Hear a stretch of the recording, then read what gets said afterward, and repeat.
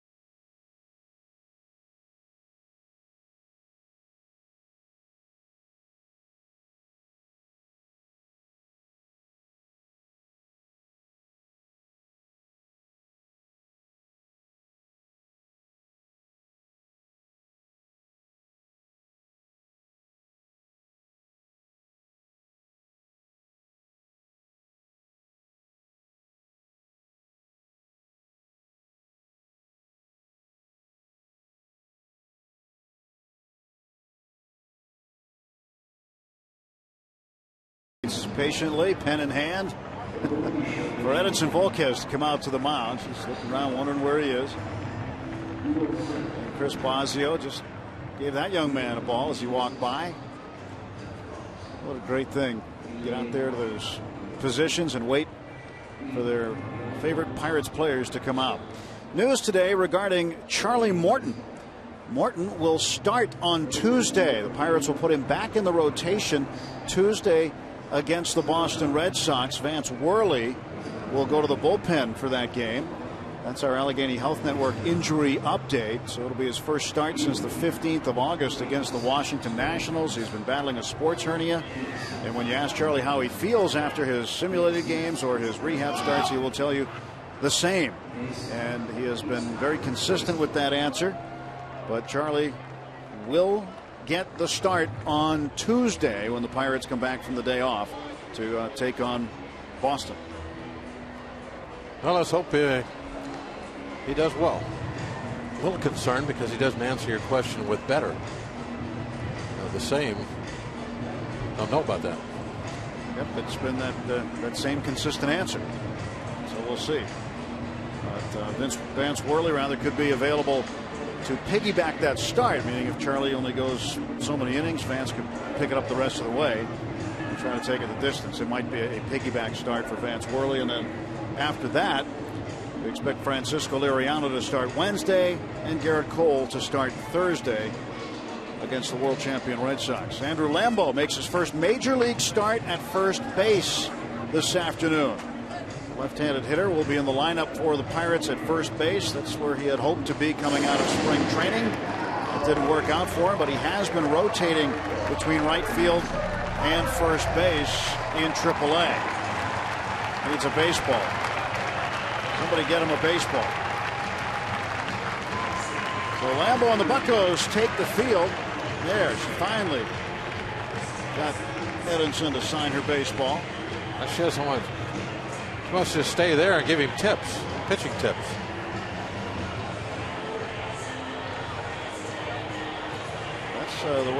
That's where the Cubs sit, where she's headed. Andrew McCutchen making a new friend. The MVP signs yet another autograph with a smile.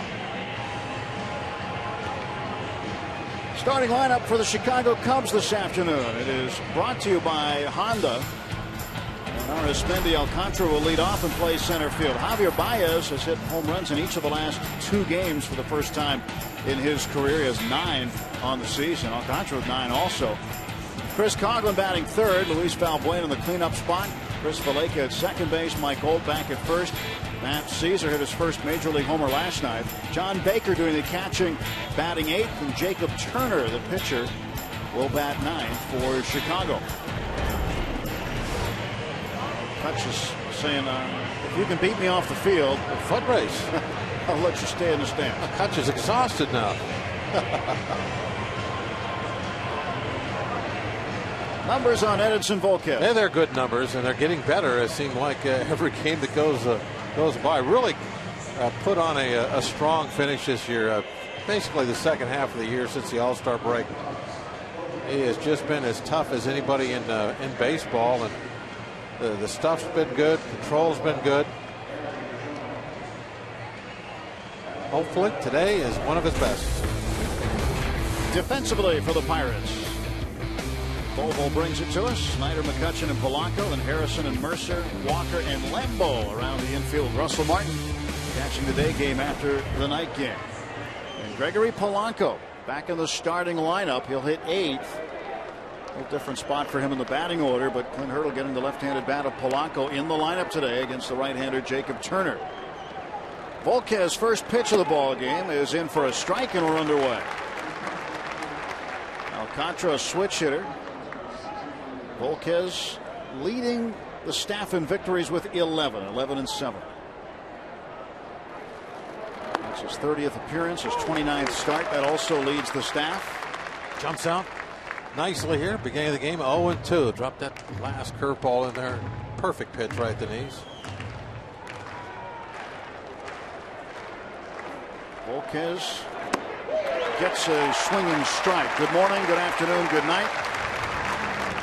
Starts off with a 3-pitch strikeout of Alcantara. He took the 0-2 pitch right outside of the strike zone after getting ahead. You can see where it is there with our Point Park University strike zone, and that's what you're supposed to do. You get to 2 strikes, make them chase, or at least give them the opportunity to if they're going. And he went. Nice quick first out. Here is Javier Baez. I'd like to see Volquez, for the most part, stay on the outside half of the plate versus Baez. Baez has struck out 69 times on 155 at bats. That's 45% of the time he has struck out. Now the notes that we get show his hot and cold zones to be divided by high strikes and low strikes. He hits the low strikes well, doesn't hit the ball in the higher part of the strike zone. But when we were watching him in Chicago, there were a lot of swings and misses on balls on the outside half of the plate. And I think he really has a tendency to fly open with that front side because he has such a big swing and try to pull everything way out of the ballpark, in fact, which has to make him vulnerable if you stay away. 2-1. There's a big swing and it's a miss. 2-2. They put I think a change up that time on the outside half. So not only is the location away, but it's also slower. The combination of those two things really happy. Look at that front shoulder. See what I mean there, Tim? The way that flew open so quick. Baez ready for the 2-2. It's 3-2. Now for me, if you make a pitch, especially if it's say a slider or something that ends up on the inside half of home plate, that is a pitch that he should be able to crush with that big swing, as long as he's timed it well. Trying to get him on the outer half. You see the location of the previous pitches, and he walked it. He tried to keep going outside on Baez, staying away from Baez, and it cost him a walk. And now the Cubs with a man aboard. Well, Baez was just a little too patient for him, but you would think that he would have chased at least one of those pitches that were down and away out of the strike zone, which would have struck him out, but he was able to lay off of him. Last week in Chicago, that was the word from the Cubs folks, is that they were trying to get him to be more patient at the plate. He's taking more pitches. He's had a couple of times where he struck out looking a little more than he would like, but again, trying to follow orders and learn at the big league level. Chris Coghlan, the left fielder, with 1 out and 1 on. This one toward the left field line. Snyder a long run, and Snyder makes the running catch. And going back to first base is Baez. Just getting back. Good play by Snyder. Now Baez had to be pretty aggressive with his move towards second base, just in case this ball was going to land fair. And that allowed Snyder to kind of take advantage of it and maybe get him doubled off. Well, something happened at first base. It looked like Baez was off the bag and Lambeau tagged him out. Did they hit and ball trick him? Kinski not too happy. Rick Renteria coming out to talk to Paul Schreiber, the second base umpire. They appealed at second base. Well, he must have rounded second base and then retouched. That's why they're out at second base right now. All right, here is second base. Baez touches the bag, goes around it, and does not touch up again. You're going to be out every time at that. Good heads up appeal. Yeah, that was good eyes on the part of somebody with the Pirates to pick that up. He's round it. You've got to come back and touch up again. And Rick Renteria thinking about challenging. It looks like he's being waved back to the dugout. And that'll be the third out. So half inning in the books. Pirates coming to bat when we return.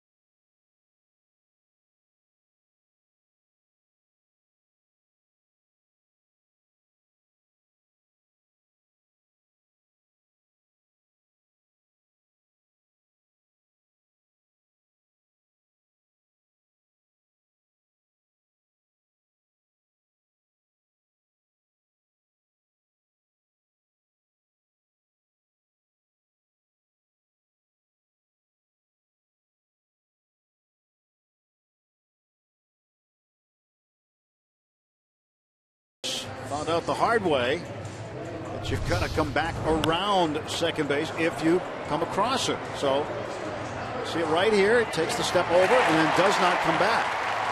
It'll touch up again. So this will be scored 7-3 on the double play. And Neil Walker realizes it, and he is asking for an appeal at second base. So Volquez says, sure, I'll throw over there. And out, says Paul Schreiber, the second base umpire. Heads up by Walker. Now Baez definitely was going as far as he absolutely could, and he pressed it a little too far. He would have been okay if he would have touched it again. Actually, if he would have, he should have used the second base bag to push off toward first. Josh Harrison leads off, taking a strike. That type of play, you may go several seasons and never see that. Saw it today. The appeal worked. Harrison, a ground ball towards short. Baez backhanding, throwing. And Harrison is out.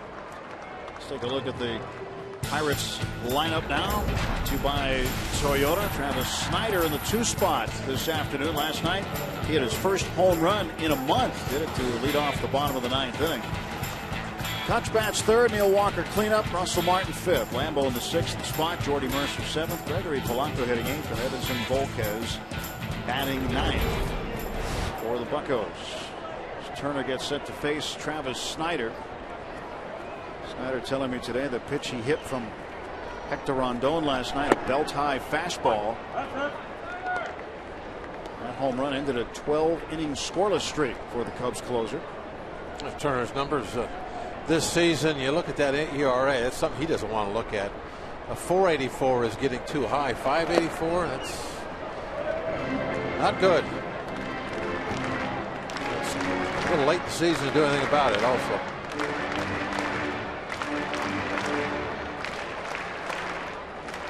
Turner originally with the Tigers, then with the Marlins, and now the Cubs, his 3rd team.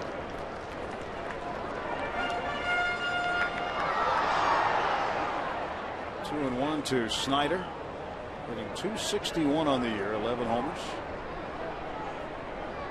And with Marte out of the lineup, Snider getting the time in left field. 3-1. Pirates today certainly don't want to do what they did last night and wait to get offense till the 8th and 9th innings. 7 times out of 9 innings last night, the Pirates had the leadoff man aboard. He would score twice. Snider was one of them in the 9th inning with the home run to lead off the inning. But 5 times out of the 7, the Pirates could not get anything going after getting the leadoff man on base. Today is a new day. And a bouncer towards short. And Baez will nearly throw it away. Oh, he's going to be safe. Ted Barrett says the throw pulled Mike Holt off the bag. It looks like Rick Renneria is going to come up the dugout steps again. Mike Holt is looking in the dugout too. He's trying to encourage him to take some time and look at this. He thinks he had his foot on the bag.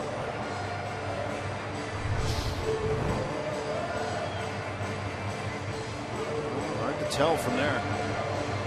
Looks like he was pulling it off. The Allegheny Health Network Supermo giving us a look from this side now. Even if he challenges, I mean, how's it going to be overturned? The only look you can have that tells you if his foot's on the bag is if you were standing where the umpire is.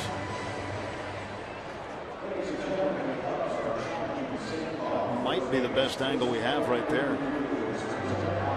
Maybe this one. Can you tell if there's separation between the plate and the base? There's not a question. How can it be overturned? It was like that play at second base last night. It's just the close ones, really from about the midway of this season on, the close ones have been upheld. So the Cubs will challenge this in the bottom of the 1st inning. Second batter for the Pirates. Last night there was a key challenge. It proved to be a key run in the ball game.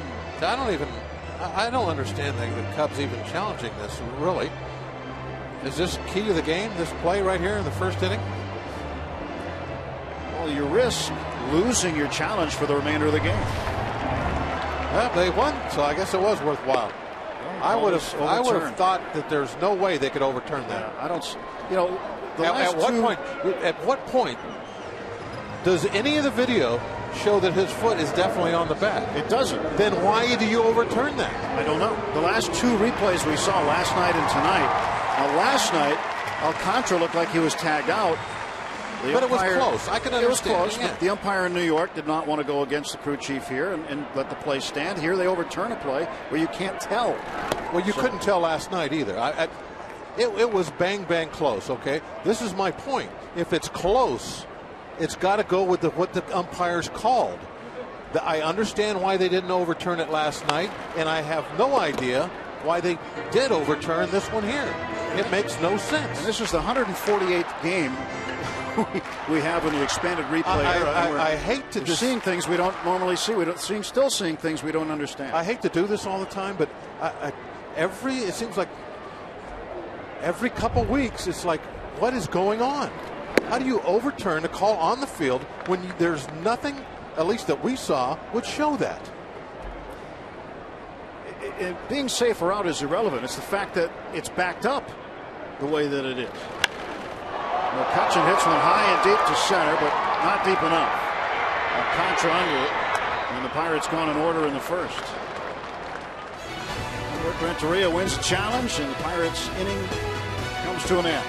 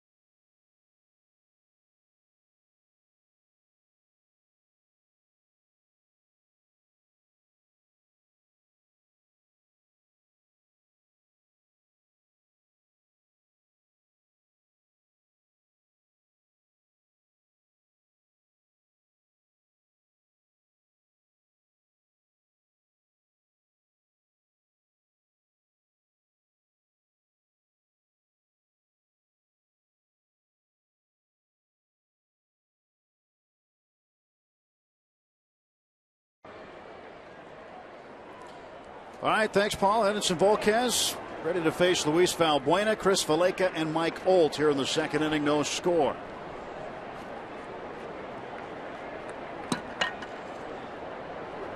Volquez pitch. Ball one. And the umpires here, Mark Ripperger is behind the plate. Ted Barrett, the crew chief. He's been involved in two controversial plays in two nights.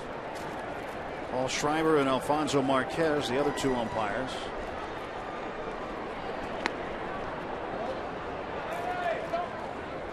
And Barrett made the call at second base last night that New York upheld. They just said it stood. They couldn't confirm it. Oh, but they could confirm this one. But yeah, well, give me a break. I don't. I'm with you, Bob. 1,000%. 2-0. 3 balls, no strikes.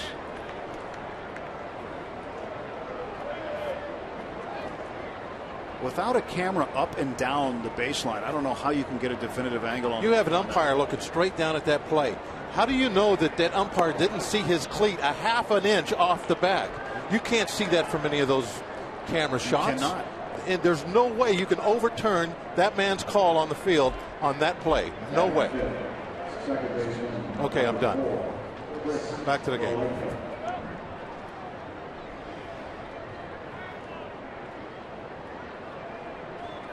Travis Snyder had to take an out for that.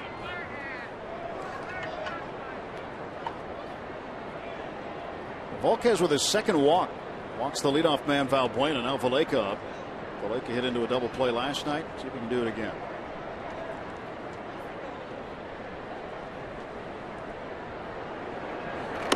Something in. Edinson really hasn't zeroed in just yet. He had a very good sequence with Alcantara, the leadoff man, striking him out on 3 pitches, but then walked Baez. That Coghlan to pop up down the line, the lefty going the other way on a pitch outside, and caught a break when Baez rounded second and didn't touch up, and then was doubled off on his way back to first. Now walks Valbuena and starts Valleca with a ball up in it.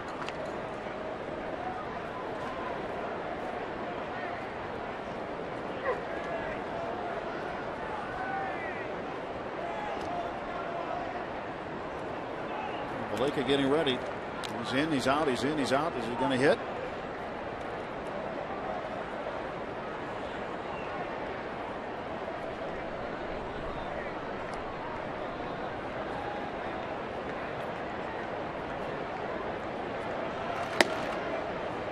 Ball 2. Well, Volquez, once he finds his groove, can get into one of those rhythms where he can retire a number of guys in a row. And Ray Searage told me once, when he pitches, it's like a box of chocolates. You know, you never know what you're going to get with him, but the results this year have been far more positive than the other way. Now he's found a strike, 2-1. That's the main thing with everybody is the strikes. Doesn't matter which one of our guys goes out there. They have to have their command. Even Cole, when he's throwing 97, 98, he still has to have command and throw strikes, and not even just strikes, but be able to throw his fastball to both sides of the plate, either side that he wants. Everything else you could possibly do on the mound is build off your control. That's your foundation.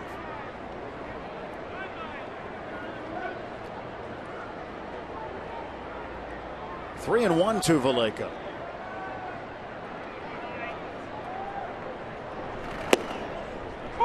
Full count to him. Took that one. Good pitch from Eddie.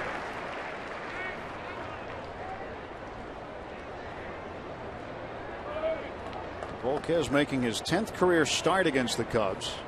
His 11th career appearance. His record against Chicago, 6-0.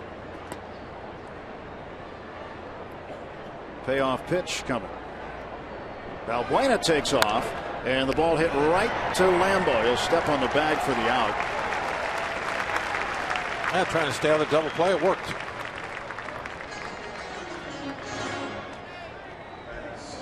Valbuena at second base. 1 man out. Valbuena starting, looking over his shoulder. Want to make sure he knows this ball is hit in the air or not. If he wouldn't have broke right away, Lambeau would have had an easy throw over to second base. A little more difficult than return throw, but I still think they probably would have turned 2. 1 out, Mike Olt, the batter. First baseman for Chicago. Ball and no strikes. Olt hitting just 156. Had an RBI double in the 7th inning last night that ended up driving in what would be the game-winning run in the 6-4 Cub win.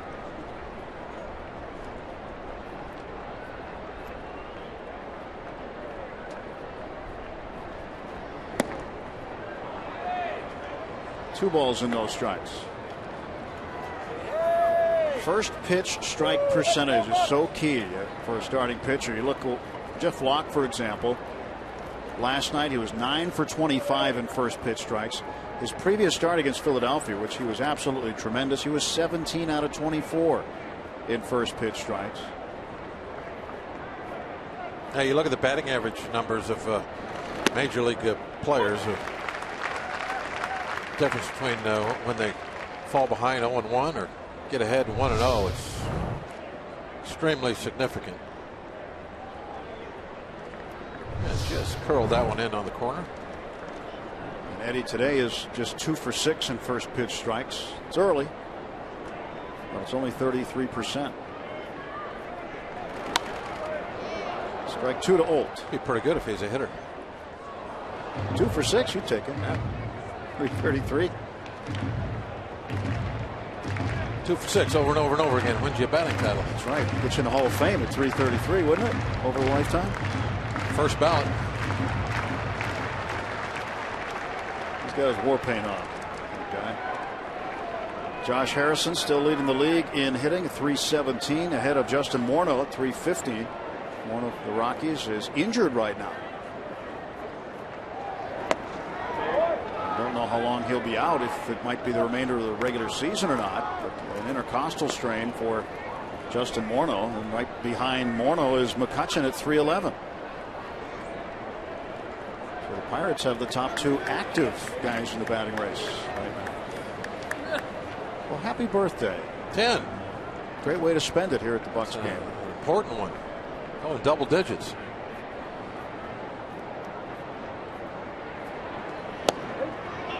That's the third walk for Volquez. Things aren't off to a good start for Edinson today. He has walked 3 through an inning and a third. Speaking of birthdays, he's in double digits also. Happy birthday to Gregory Polanco. He's 23 today.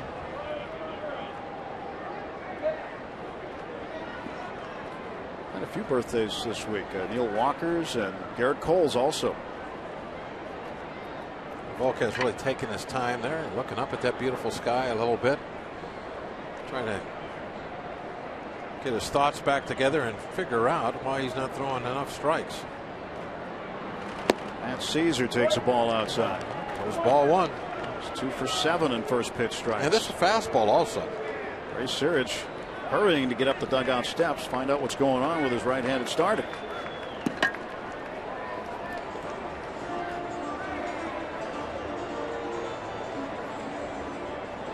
You know, the fact that Volquez kind of was taking some time there before that pitch, you know, that might have kind of piqued the interest of Ray a little bit. Like, is he feeling fine? You know, that might be the first question. You know, how are you? Is everything okay physically?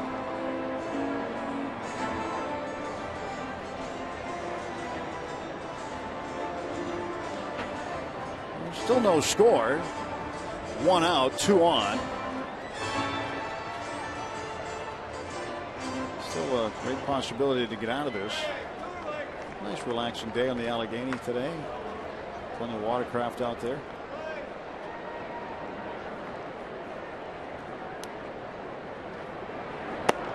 Breaking ball in for a strike. 1-1 to Caesar. Now Caesar hits a sharp ground ball to Mercer. Harrison takes care of business. Get to the bat rack and forget about the 2 walks this inning.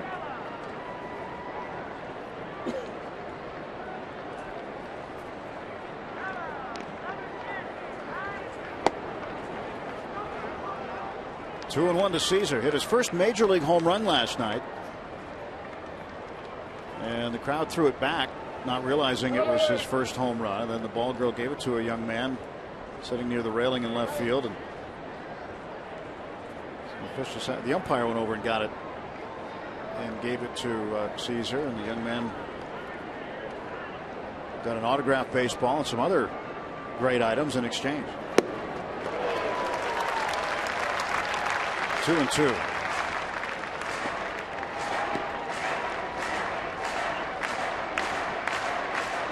Olt, the runner at first base. Valbuena's over at second.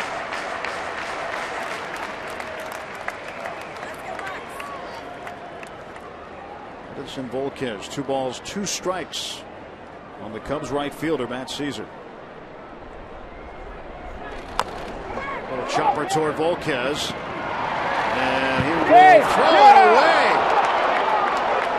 Valbuena will score, and the Cubs with a 1-0 lead on a throwing error by Edinson Volquez. Boy, that was really odd, wasn't it? It looked like he got the ball and made the decision. I don't have a chance, which he didn't, and he was just going to hold on to it.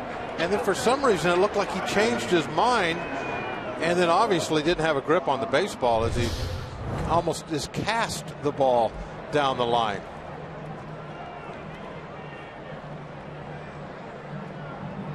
See, when he first caught it and then took a couple of little steps, I thought, okay, he's not going to throw it.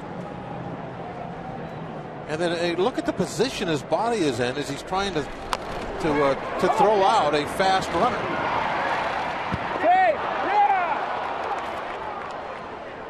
Bad decision by Edinson. I thought that he had made the right one. I didn't think he was going to throw it, and then he did. So that'll go as a base hit for Caesar and an error on Volquez, allowing all the runners to move up and 1 to score. Runners at second and third, 1 out for John Baker, the catcher, the number 8 hitter, as a gift wrap run has been delivered to the Cubs. Well, you have Baker up right now, who only 13 RBIs on the year, really having a poor season with the bat. Pitcher's hitting next, so hopefully he can get out of this without any more damage. Puts it to left center field. On the run is Snyder. He'll make the catch. This will produce another run. Well, it was a little more damage. Good job by Baker going the other way so that he could lift that ball into the air. 2-0 Chicago. Both men who walked have come in to score. You got a pitch that was tailor-made to go the other way and left in the air, up and away. And again, the location, it's some wildness. Even on that pitch right there with sacrifice fly, you saw where the target was. Look where the ball went, and he's trying to keep the ball from being hit in the air. So you know he didn't want to throw a pitch up and away, that top corner of the strike zone. And Turner, not an automatic out at the plate either. He's 3 out of 17. And 2 of his 3 hits are doubles.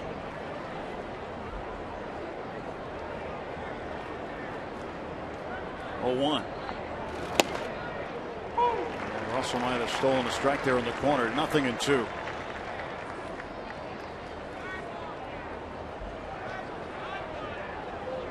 No balls, 2 strikes to Jacob Turner. Runner at third base is Matt Caesar. 2 men out. Blocked by Russ. Nowhere for Caesar to go.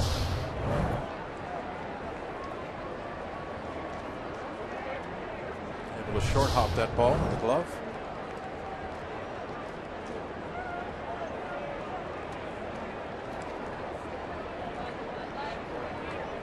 One and 2. That's the count to Jacob Turner. The pitch. Call the ball. It's 2-2. Pretty close. Thought he caught that corner. The strike zone indicates that he did. Mark Ripperger didn't give him the call. And now he's got another full count. And that was a fastball with the pitcher hitting. Look how far he missed the strike zone with it. I mean, it's just, he does not have command of his pitches today, especially the fastball. And look, we see the number 5. That's the one we're talking about. And I mean, that's a big miss in this situation on that pitch. This is the 29th pitch of the inning. And he strikes out Turner. 2 runs come in, 1 hit, 1 big error. And at the end of an inning and a half, the Cubs lead 2-0.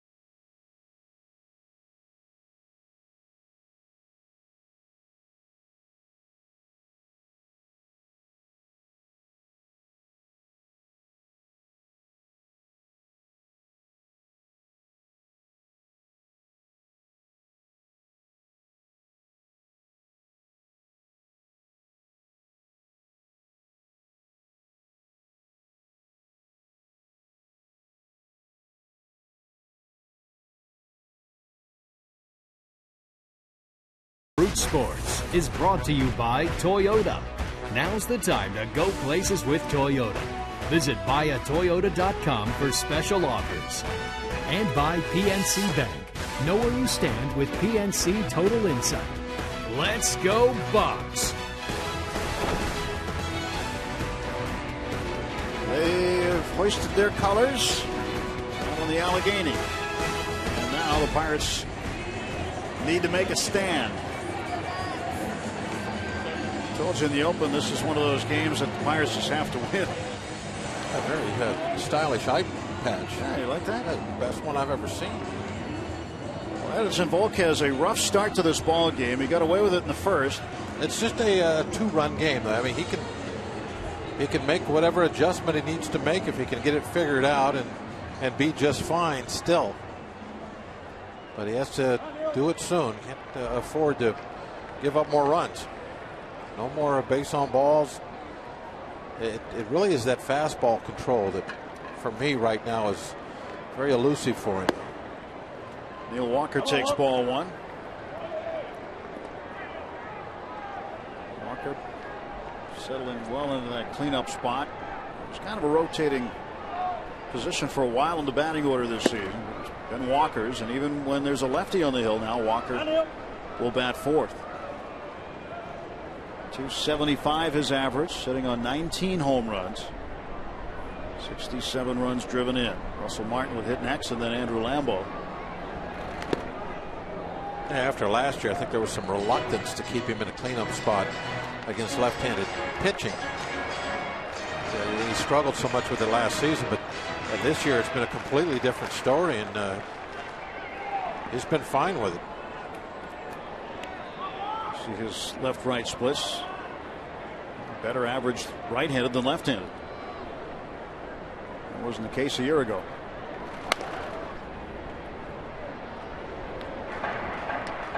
Two and two to Neal.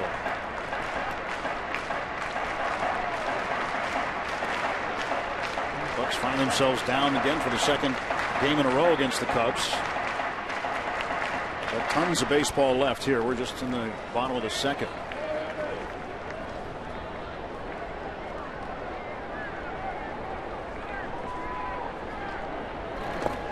Three and two to Walker. The Pirates have been cranking out a lot of hits lately. 22 hits the last two games. And over the last 8, 92 hits. Sorry, my son is a Cubs fan.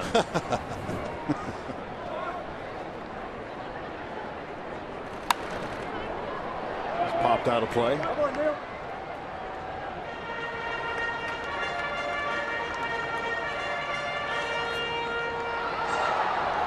I don't know if his son is there. Maybe he's embarrassed. He's sitting around all those Pirate fans. Oh, there he is. He's got his Cub stuff on. Walker hits this one high and very shallow to right center field. And Caesar, calling for it, makes the catch. One out. Time once again to start submitting your photos and show us how you raise the Jolly Roger. The fun places you watch the games on Root Sports, how you display your Pirate pride. Your AT&T fan photo of the game. Submit a picture via Twitter using the hashtag BucksFanPhoto for a chance to have it shown during our telecasts.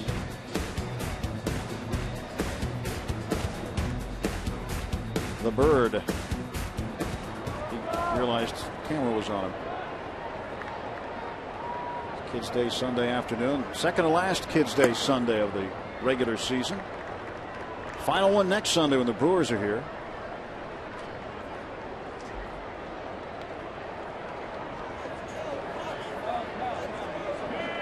Kids enjoying themselves today, getting Garrett Cole Jr. Fathead wall decals today.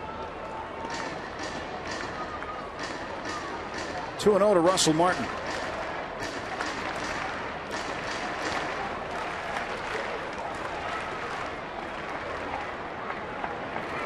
And Russ hits one to left field pretty well. Going back on it, Coghlan. He won't get it. It bounces off the wall. And Russ is in with a double. pretty hot hitter right now.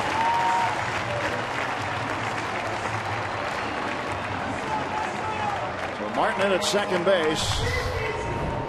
That big hit last night really just got us right back into the ball game, and he smoked this one. Day game after night game didn't seem to bother him.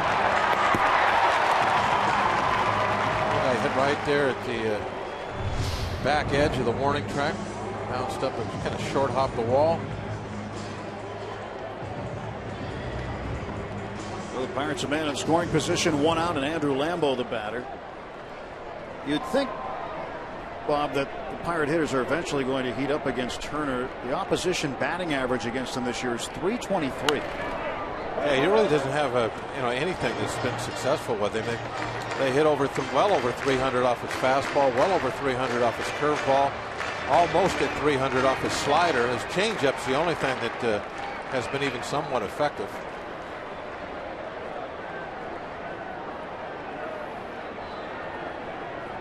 Turner grew up in St. Louis, had some Cardinal influence in his life while he was a high school baseball player. Todd Worrell was the pitching coach at the high school he went to. Strike 2 to Lambeau. Also another big league pitcher, Andy Bennis, had a son on the team, and current Cardinal manager Mike Matheny, also a son on the team at Westminster Christian High School in St. Louis. So you get to know those guys and learn from some of the major leaguers in St. Louis.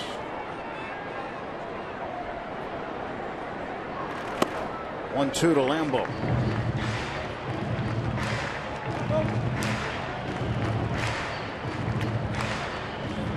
Tigers drafted Turner.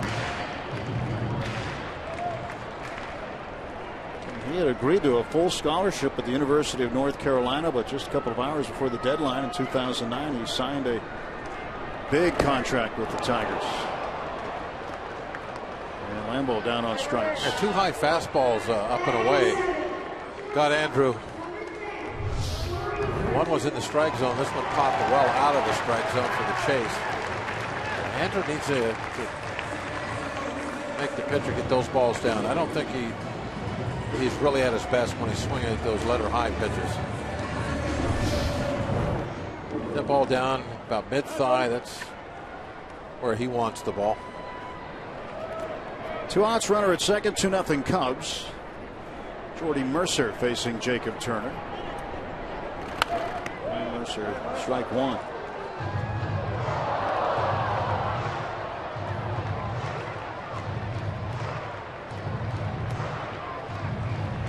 .264 is Jordy's average, hitting the 2 spot last night.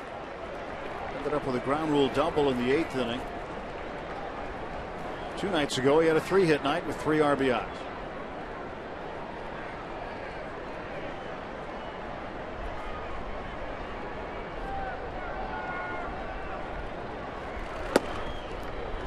Ball and 1 strike.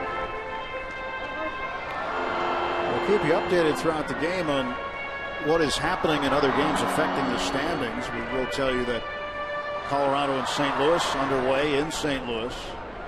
In the bottom of the first, Milwaukee and Cincinnati scoreless. That game breaks throughout the day today. Paul Alexander. 1-1. 2 balls and a strike. Turner's got nice little movement on that fastball. It really does kind of jump in right at the end. It's the right-hand hitters. You can really see it the last 2 he's thrown up there. Tailing in.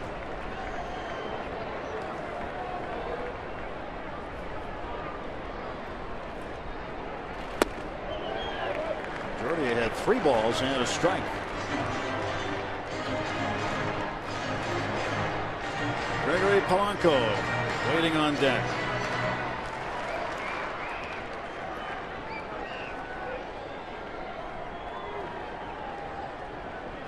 Mercer's hit safely in 10 of his last 13 games, trying to get Russell Martin in after Russell's double. 3-1, and this one's down the line, and it's hooking. Foul.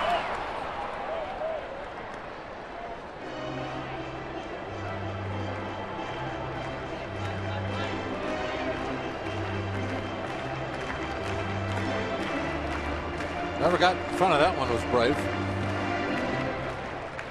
Liner straight into the stands. Might have used the jacket to knock that one down, I think. Which was smart if he did. Everybody's okay. That's the good thing. Full count to Jordy, 2 outs. He'll step out. Turner will step off. And now Baker will come out.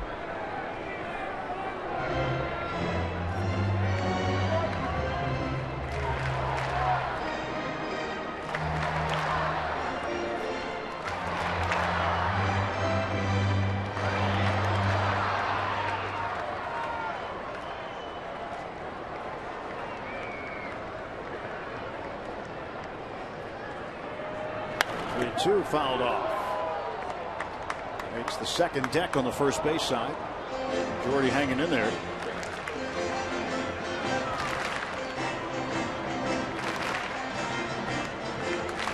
Turner definitely trying to work Jordy upstairs. He's looking for a fly out. Is what he's doing. And the payoff pitch from Turner. In the dirt, ball 4. And now 2 on and 2 out for Gregory Polanco. Kids Day Sunday. Batting in, right fielder, number 25, Gregory Polanco. That's 11-year-old Hunter Altmaier, who is the junior announcer there with public address announcer Tim DeBacco. Every Sunday there's a junior announcer and gets to do that. Better than I could do. Why don't you try it? You're a little old though to try it. You got to be under 11 or under, 14 or under maybe. How do you know I'm not? I know. Real young. Well, I know you're not that young. It's called experience. It's not age. Polanco ground ball to Baez. Nowhere to go but first. And Polanco is out. So the Pirates will leave 2, and after 2, it's the Cubs with a 2-0 lead.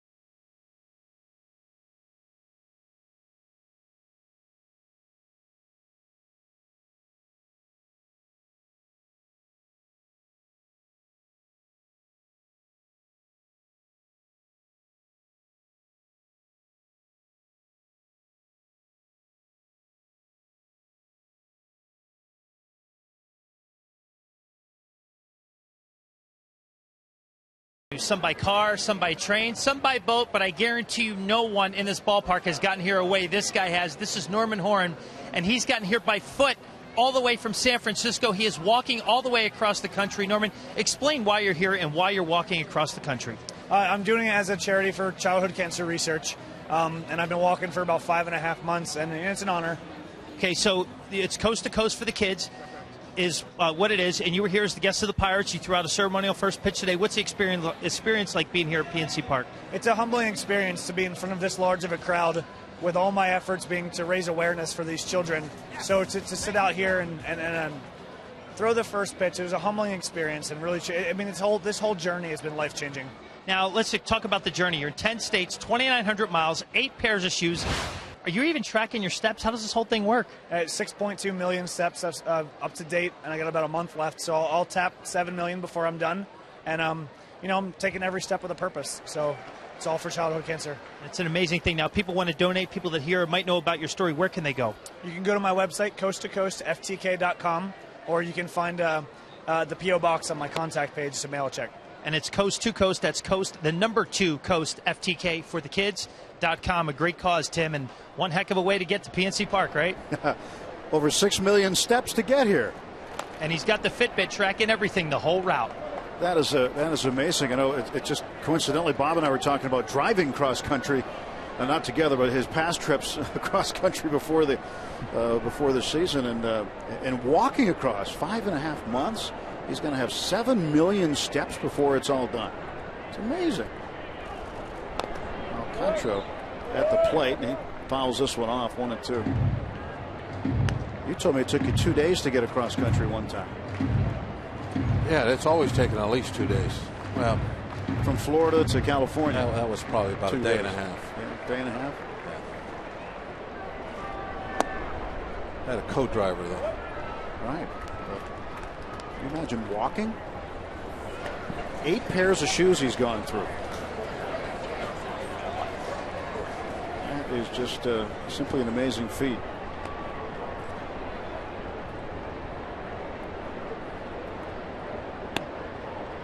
Two-2 to Alcantara. And this one is hit to right field toward the corner. Polanco will reach over and make the catch. What a play by Polanco. I'm not sure he knew that the fence was right there. He did that pretty good. Almost went flipping over. Well, with his height, that wall out there is probably waist high or smaller. That's not even waist high.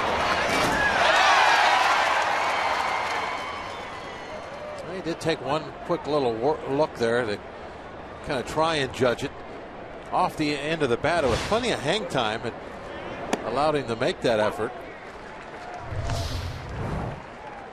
Right there at that point, there's almost no room when you cross that foul line. You're a step and into the fence. The strike one pitch to Baez. Bouncer to Harrison. Short hop. Mercer not able to make the play.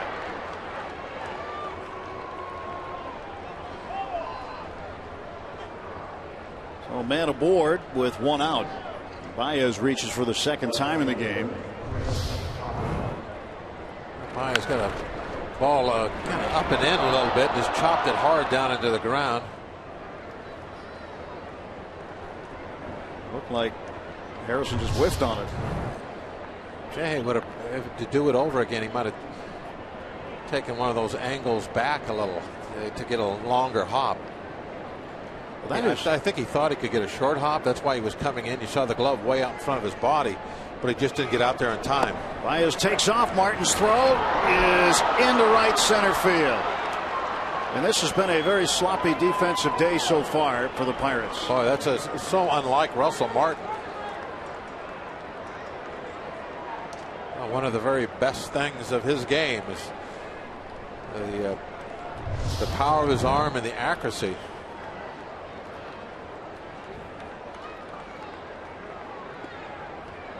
So Baez, who got credit for a hit, now will get a stolen base and advance on the error. I think Mercer just tipped that ball, or it would have been handled by Walker, and that's why it got out into the outfield. 2 errors on the Pirates so far through 2 1/3, and this Baez tagging up. Snyder makes the catch. Baez coming to the plate, and he will score Stanley. And again, you see a hitter with a runner at third, less than 2 outs, going the other way so he can lift that ball in the air. Coughlin gets the run in. Now 3-0. I talk about this, I think, all the time, year after year, that is the approach you need to have. And I mean, it's not 100% foolproof, but you have much better chance of hitting a fly ball to the outfield if you're not trying to pull the ball.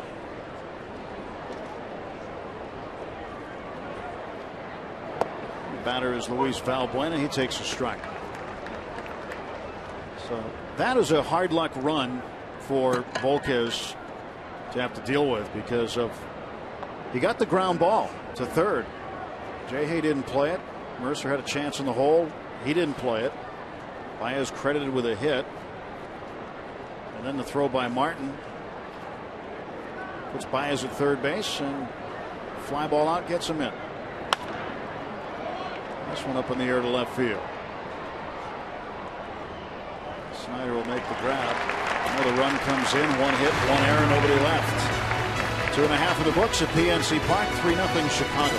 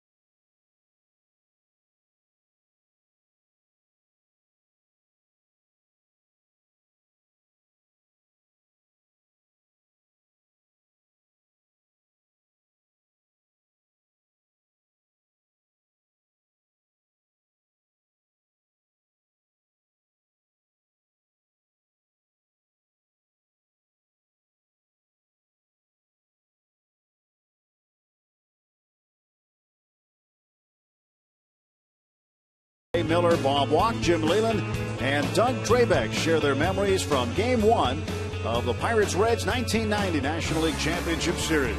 Hear their stories while watching the Bucs win their first postseason game since 1979. Sweet win in Cincy tomorrow at 7 on Root Sports Classics.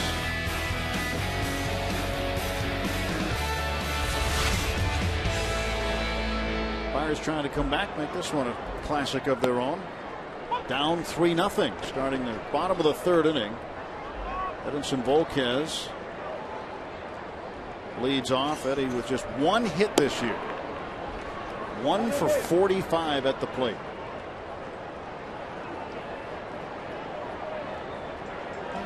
Glass half full. He got a hit.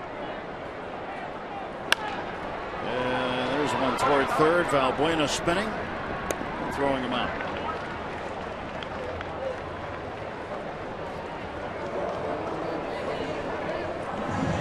Thank Chris Dahl, who's been with us throughout the season.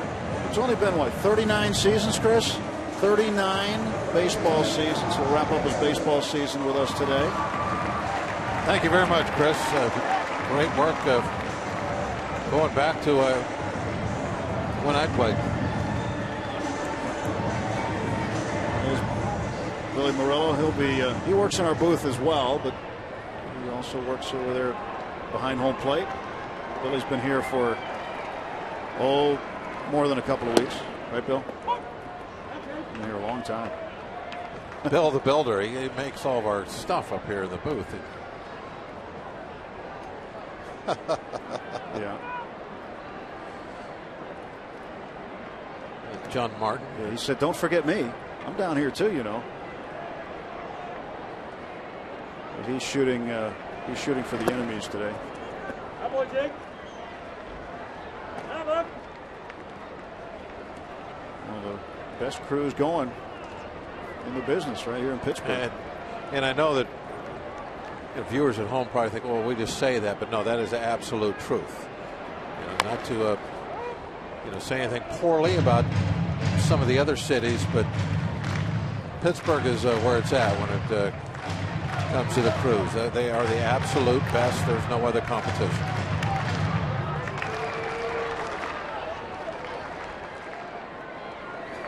1-2 to Josh Harrison. Well, they tried for a chase there. Baker set up behind the left-hand batter's box. And he's out of the catcher's box, I think, at least partially. They had no intention of throwing a strike there. And again.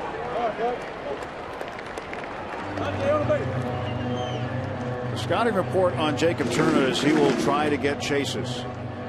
He'll try to make a chase. He got Lambeau to chase one up. Well, this isn't a very Harrison good try. Who's going to chase that one? That's a waste pitch. 3-2, and Josh pops it up. Shallow center field. Vallejo, the second baseman, called off by the center fielder Alcantara. 2 out for the Pirates. And Josh is 0 for 2. Free Shirt Friday this Friday as the Pirates host the Brewers at 7:05. Final one of the regular season. First 25,000 fans take home a Pirates t-shirt that was voted on by the fans. Thanks to FedEx. Plus, don't forget the block party on Federal Street before the game. Local live music. Plus, there'll be a Pirates alum appearing. For tickets, go to pirates.com/freeshirtfriday.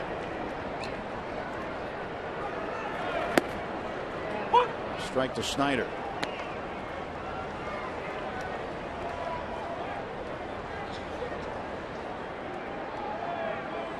I think the Free Shirt Fridays have outfitted just about every Pittsburgher, it seems, over the last several years.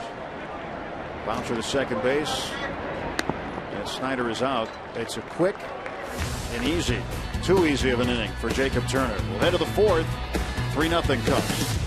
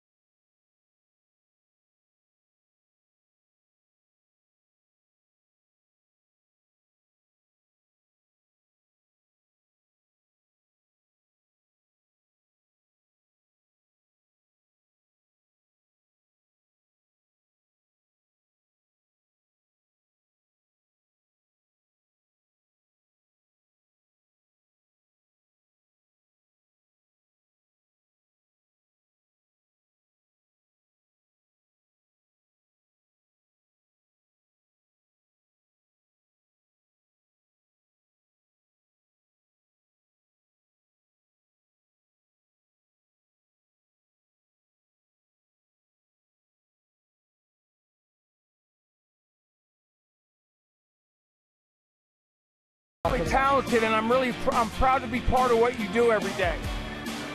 On this week's Inside Pirates Baseball, we bring you part 2 of Ike Davis Mic'd Up. Talk to the guys about how many at-bats it takes before a young player just gets it. And recap the plays of the week. There's much more to see on Inside Pirates Baseball, presented by Allegheny Health Network, today after postgame on Root Sports. Bob Walk and Robbie Inchmikowski. I'm Tim Neverick. Happy you're with us on this Sunday afternoon in mid-September. Beautiful day here. And it is time to say let's go Bucks. So far through the first third of the ball game, the Pirates have managed just 1 hit. Edinson Volquez has given up 3 runs. Chris Vallejo fouls it off, and he's got strike 1 on him. Vallejo grounded out to Andrew Lambeau at first base in the second inning. There with the baseball off the field.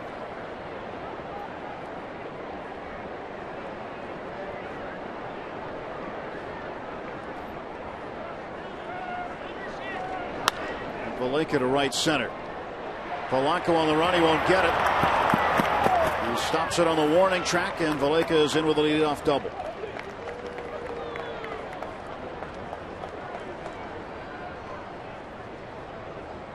How did that baseball get back on the field? Okay. Foul ball. Dad catches it. And Kids Day. Here you go. Want it? No, I don't think so. I don't want that one. I want a clean one. Don't want this foul ball. Been watching too many Cub games. Oh, he's sad now. Yep, no ball for you. I need to get him a ball. Robbie. Robbie, you need to go take care of that. Take care of those tears. You don't want to see any more tears. He didn't mean to throw it on the field. It's an accident.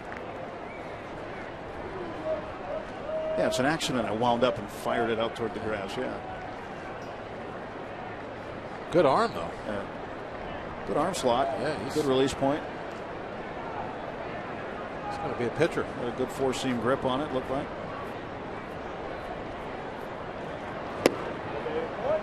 And he will learn there is no crying in baseball. But you have to make your mistakes to learn from them, right? Bet you doesn't throw another one back on the field. No.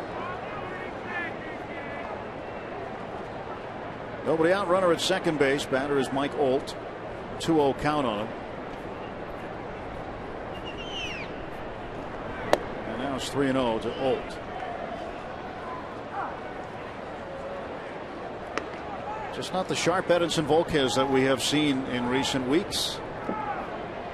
Nope, all comes down to the command or lack of command of what he's throwing toward home. It's just not there today for whatever reason.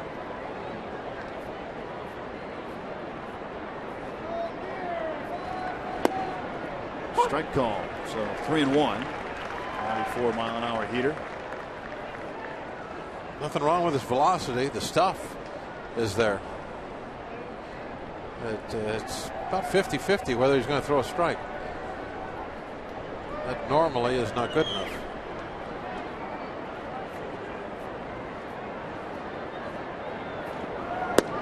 Another strike.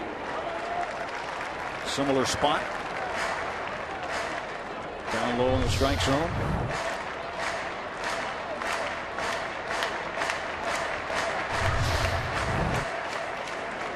So the count's full. The Lake off of second base. Volquez set. Walks him. Second time he has walked Olt. Fourth walk of the game. You know, it looked like on those the last two, he was just trying to throw a low strike, down the middle, just trying to throw a low strike. And then when he got to the 3-2, now he went back to trying to hit a corner, and his control's not that good today. He can't hit corners. And so the result was ball 4. But if he's trying to throw that ball down the middle and he misses, you know, away 6 or 7 inches, now it's just on the corner of the plate. And a lot of people are thinking, wow, look at that. He's painting. Pirates have activated the bullpen. Jared Hughes is throwing. There's a hard shot. There's one. There's two. Triple play! How do you like it? Jay Hayes starts the around the horn inning-ending triple play. The first triple play for the Pirates since early in the 2009 season at Cincinnati. You don't see this every day, folks. 1, 2, 3.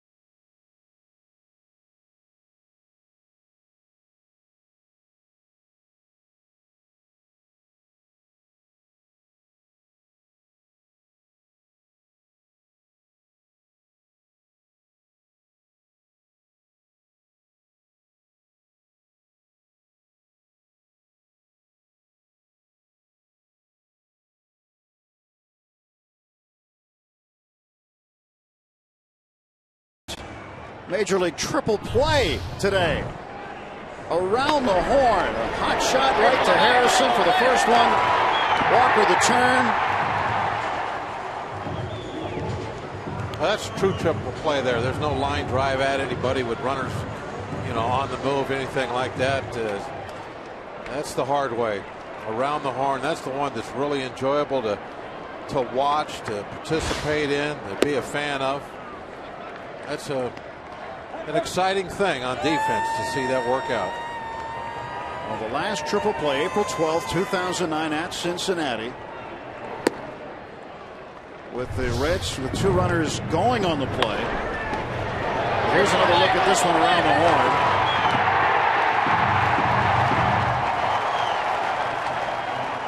In Cincinnati, it was Jack Wilson that caught a little flare and flipped it over to Freddie Sanchez at second, who sent it on to Adam LaRoche at first. I can't remember the last time I actually saw around the horn type triple play, because almost all of them are on the line drive to an infielder where the runner's going. He cuts into right field, and Caesar will make the catch.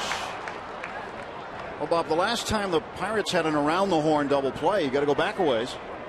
July 23rd, 1979. Bill Madlock to Phil Darner to Willie Stargell. That's why I can't remember when was the last time I saw one. But they are highly rare. I mean, to see it done the way the Pirates just pulled it off. This doesn't happen very often. Almost every triple play you will see is like the last one, the line drive type. And the Cubs haven't grounded into a triple play since April 14th of 2000 at Montreal. I wonder how many hitters have hit a home run, their first ever in their career, and then the next day bounced into a triple play.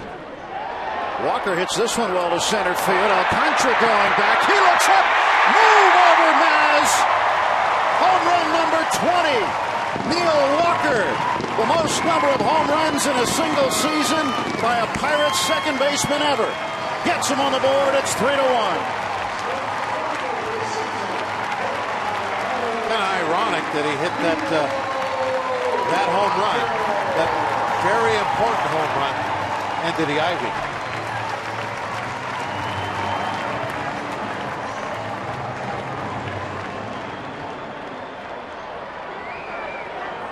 Number 20 for Walker. His first ever 20 home run season. 68 RBIs. And maybe, just maybe, that triple play was the thing to ignite the Pirates this afternoon. Right down the middle fastball. Jumps all over it, and ball ended up landing in the ivy. Might put a smile on Maz's face.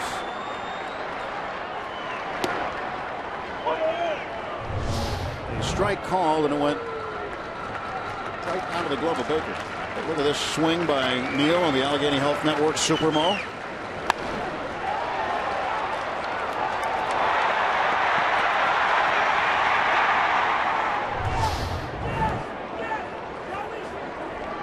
One to Martin.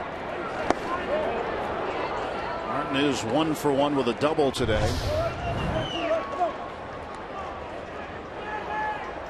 In the bushes. Perfect place for that one to fall.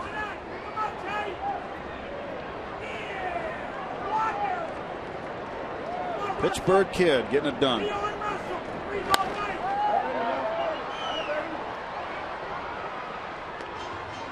1-2 to Russell Martin.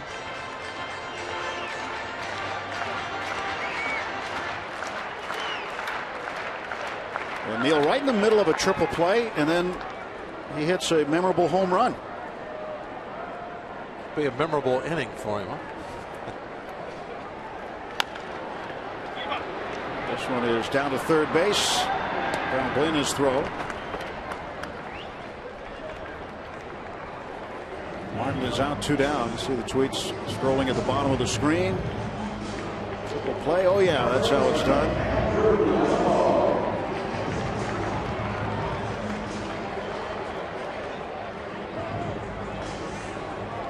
Andrew Lambeau will get the put up. First major league start at first base, and he's part of a triple play.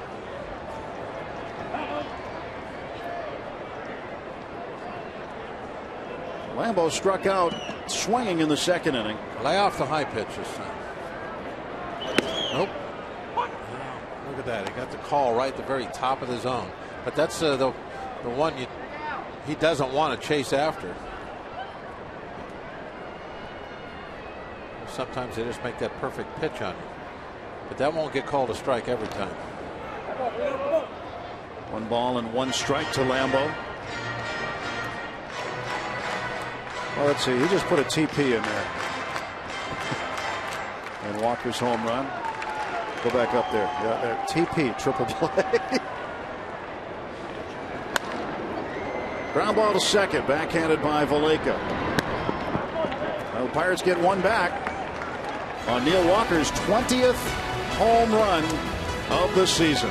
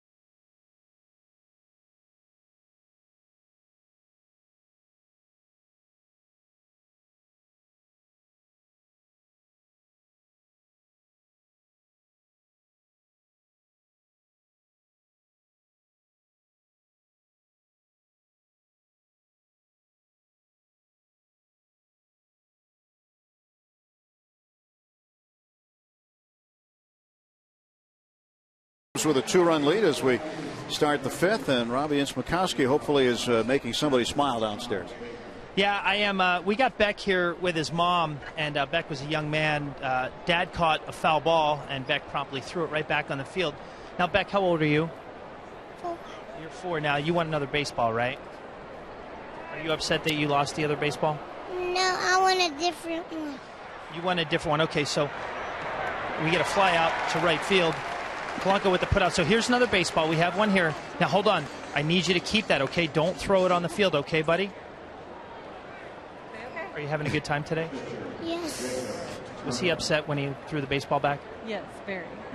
Now, you guys are from Texas, right? So you're just visiting. Your husband has family that are big Pirate fans. Is that right? Right. So what's it like here, hanging out down this low? It's great. Good deal. So there it is. Beck's got a new baseball from Texas. Hopefully he goes happy and goes home happy, and hopefully he hangs on to this one, Tim, okay? All right. Better chain it to his wrist there, Robbie. Nice job, Robbie. Made the kid's day. Yeah, it's a beautiful, beautiful day. A great ball game going right now, and that's a happy young man. He has his base. He just wanted a different ball, apparently. He didn't like that one that was dirty. He wanted to clean it. I can understand that. Well, Baker has flied out. Now Turner has struck out. So 2 quick outs now in the top of the 5th. You're 4 years old. You want what you want. I guess you're right. You are correct. And I don't want this one. I want a different one. Great job, Robbie. Neil Walker. What an inning in the 4th. Alcantara takes a strike. Turns the middle out in a triple play and then hits a home run to get the Bucks on the board. But not just any home run. First Pirates second baseman in the history of this franchise to have 20 homers in a year. He just passed a Hall of Famer in that category today, Bill Mazeroski, who had 19. And I don't think Maz would want anybody else to do it more so than Neil.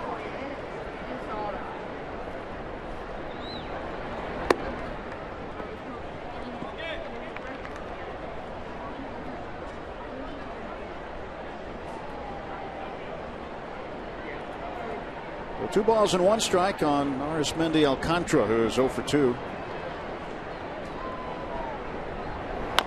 And a bouncer to Lambeau, plays a good hop. And a 1-2-3, top of the 5th. That's more like it. Edinson Volquez with a clean inning.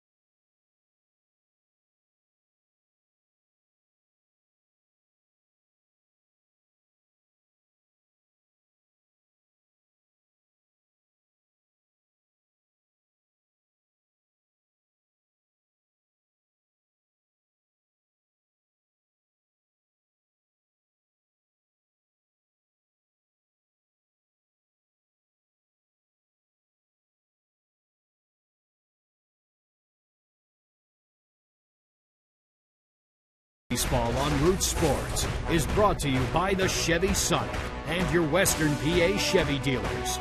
And by Day Automotive. We're going to make your day.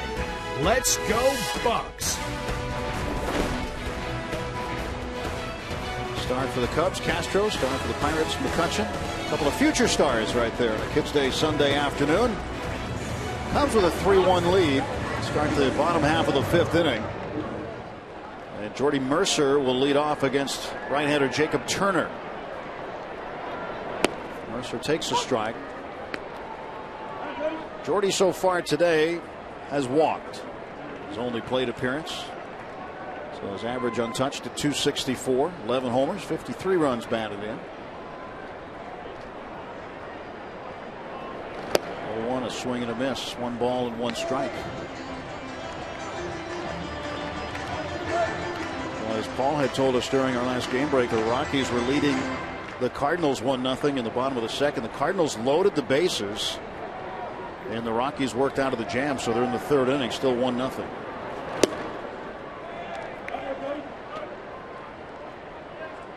Brewers up 1-0 on Cincinnati, top of the 3rd.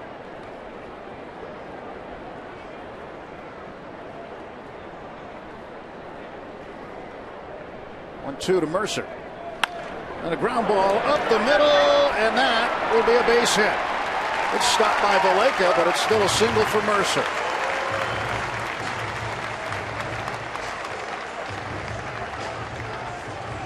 Leadoff single. Not a ground ball, but an excellent spot. Nobody home.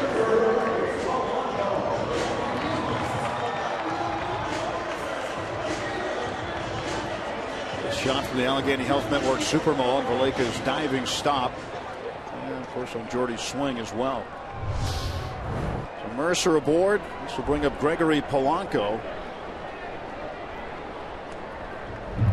Polanco grounded out to the shortstop Baez in the second inning. Ball one.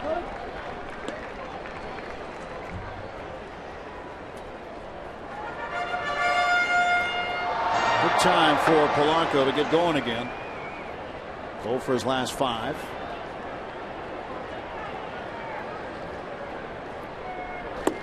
Two and 0.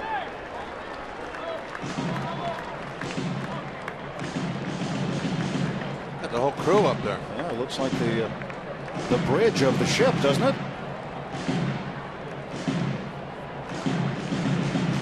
They are ready to take on all borders.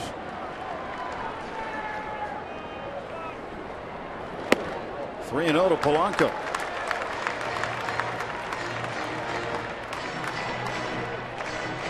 Maybe this is what we need a little bit to get the ground ball that was hitting the right spot. Maybe a base on balls. And you can have Edinson up there in a situation he doesn't have to swing the bat. He can just lay down a bunt. And that would move a couple runners in the scoring position for the top of the lineup. Well, hopefully Turner will cooperate here. Ball for a base hit.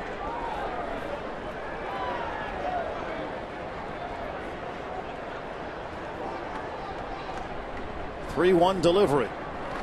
Ball 4. Pirates set up shop, first and second. Get the tying run aboard. And Volquez coming to the plate. Well, this day, 1982, the Pirates beat the Cubs 15-5 at Three Rivers Stadium. Richie Hebner and Bill Madlock each hit grand slams. The first Pirates teammates to do so since Archie Vaughan and Earl Grace each hit grand slams against the Phillies in 1933. So day automotive this day in Pirates history. Seeing a little history ourselves this afternoon. Triple play around the horn. First one since 1979. And the first triple play since 2009. Pirates have pulled off. And Neil Walker, of course, passing Bill Mazeroski. His 20th home run this season. First Pirates second baseman to have 20 long balls in one season.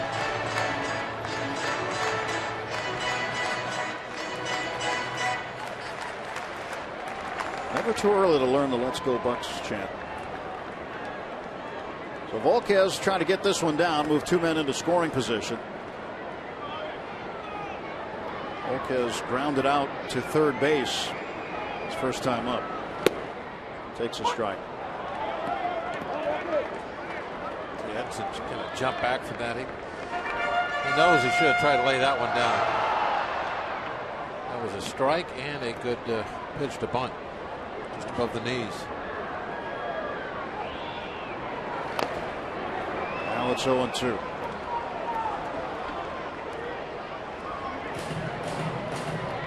Wants to get it toward third base, make Valbuena field it.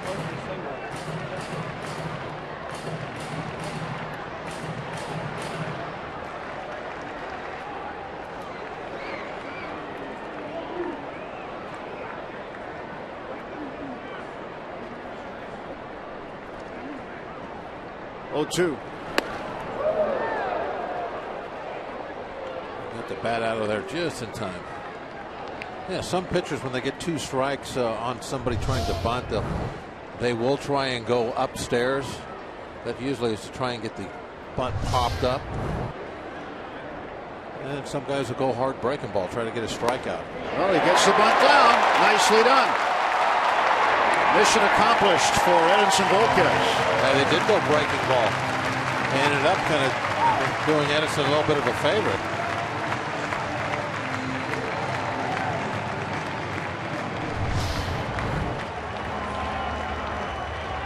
Yeah, Edinson reacts. That ball that was going down, got the bat down there just in time. Got enough of it to push it out onto the grass to the third base side. Everything just right.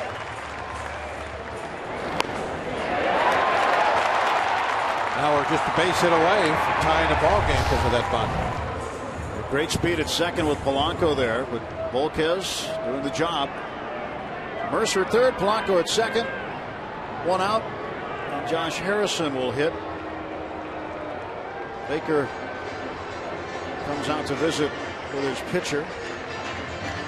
Baez wants to know what they're going to do sign-wise, more than likely.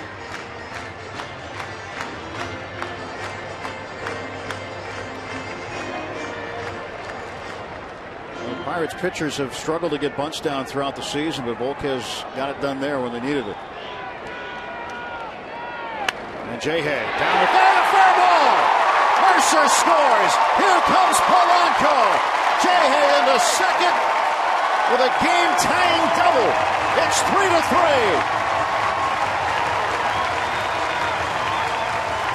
Time and time again this season, he's the guy that's come up with the big hit.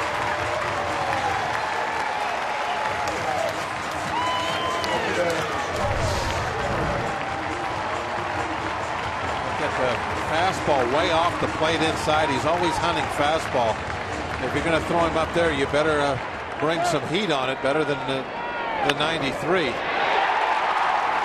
Turns on it, tucks it right inside the bag.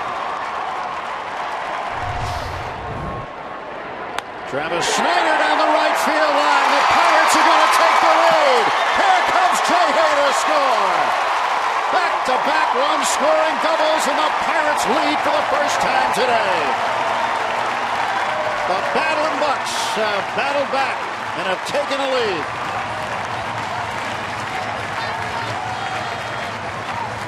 We were talking earlier about his opposition batting average.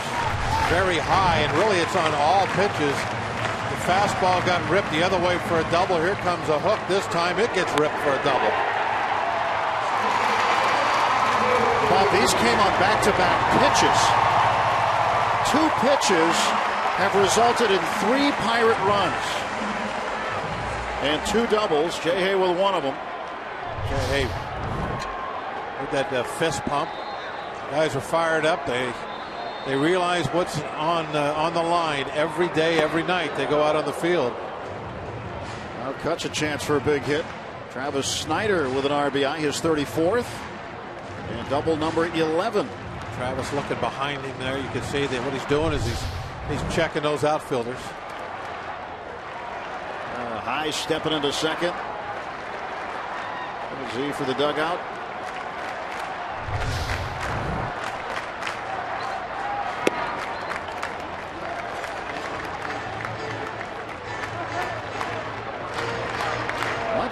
Love for Kutch.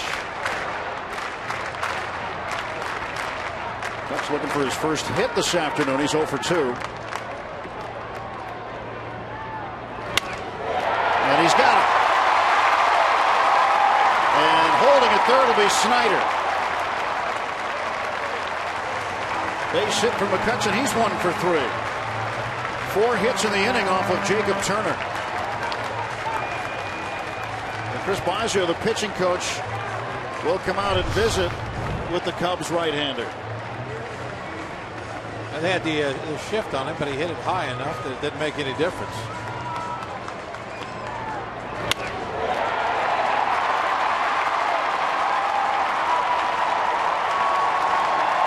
Snyder can't go on contact because there's 2 outs. He's got to make sure. So a little bit of a late break. Miller could go to third base. J. Hay yelling encouragement. Look at Cole jumping up. It's always one of the most enthusiastic dugouts you'll see of any team.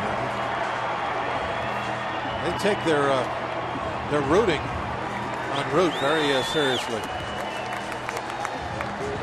They can see Bucktober. That's coming into focus, isn't it?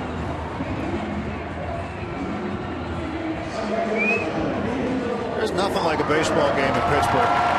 There's nothing like it.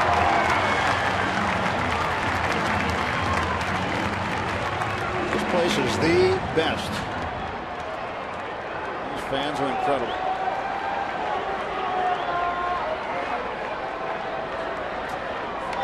There's Walker again. Go to first, and Kutch gets back. Kutch is 3 stolen bases away from becoming a 20-20 man in back-to-back seasons. Fozzie Bear.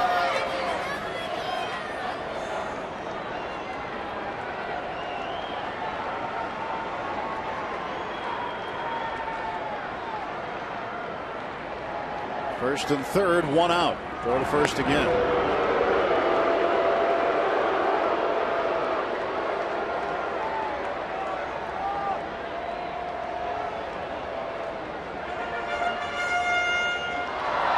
Only been caught twice this year. I think he'd be running, trying to get him to scoring position for Walker, perhaps.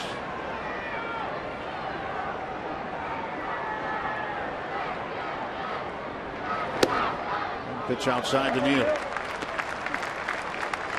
Well, we thought it might have been, but maybe it was that triple play that just ignited the Pirates here, because right after that was Walker's home run, and then 3 runs here in the 5th.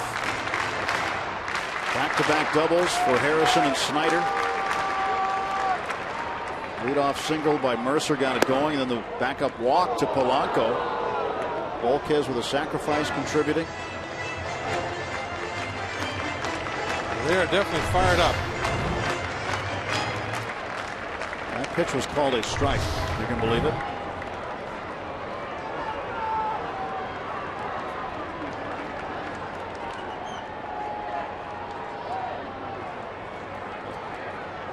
I don't know why Turner wouldn't throw that same exact pitch. Edinson Volquez now with a lead. Didn't look like it was going to be his day for the 2nd and 3rd innings, but baseball games have a funny way of turning around. Looks like Turner has become a little fearful of contact. He is not pitching to contact anymore. In the 4th inning, facing Walker. Boom. That just happened. Home run number 20. He doesn't want Walker to do the same thing to him. Neal on a 2-1 count right now. Going to throw to first base.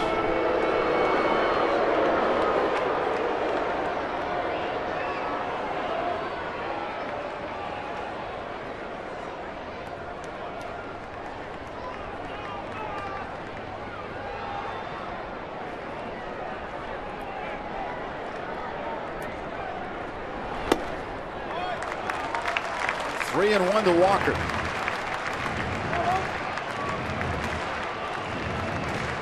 The Jolly Roger flying on the Sun Cruiser.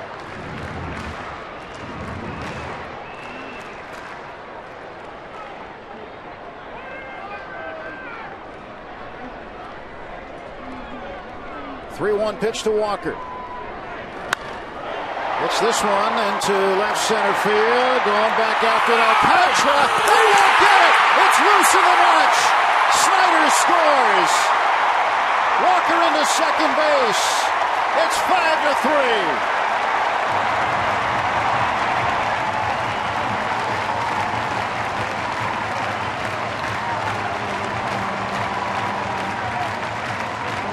I had a feeling that Neil Walker might remember this game for a while. No question. Never did come into the strike zone the entire at bat, but didn't have to. Ball was right in Coughlin's glove, but would not stay.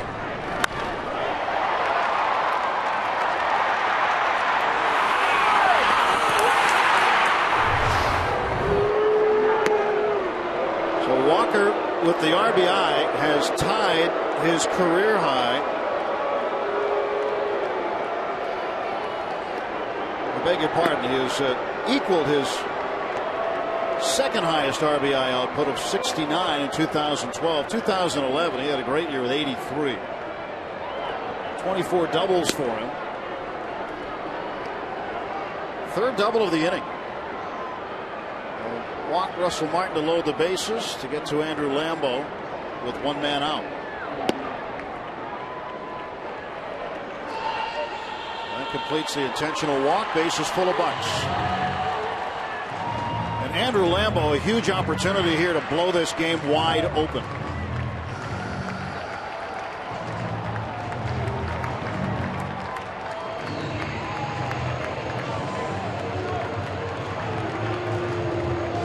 He will not get to face Turner. Cubs are going to the bullpen. going back to the bench. Gabby Sanchez will pinch hit. Left-hander coming in for Chicago. Pirates with 5 on the board.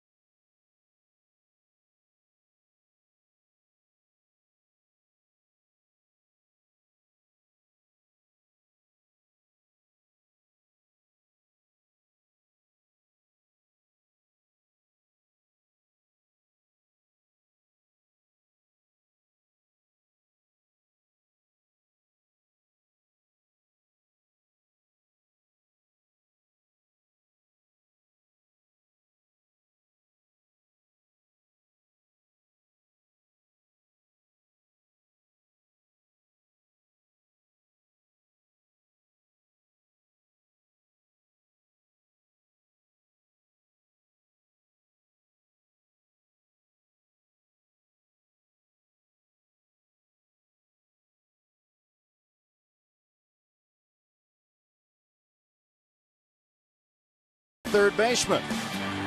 A one-man highlight show. Harrison's physical gifts, savvy moves, and unbreakable confidence were once honed, backed by 2 talented older brothers. But now it's his turn to shine. Catch it all on Inside Pirates Baseball. Jay Hay every day, Wednesday after postgame on Root Sports. And the Pirates are 8-2 when Harrison drives in at least 2 runs in a ball game, and he has driven in 2 this afternoon.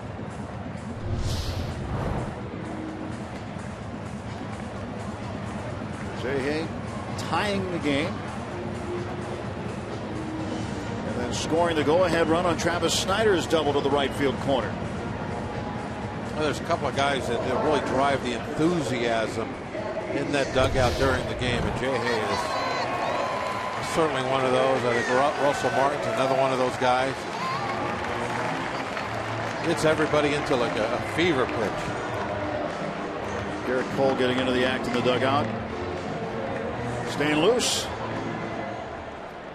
So Lambeau out of the ball game. The left-hander Eric Jokic, who made his major league debut on the 7th of this month against the Pirates at Wrigley Field, will make his second big league appearance, and it's also against the Pirates. Gabby Sanchez, the hitter. Gabby swings and misses. Now, when Gabby faced Jokic before, it was when the Pirates were batting around in a game, and he went 1 for 2 against Jokic with an RBI.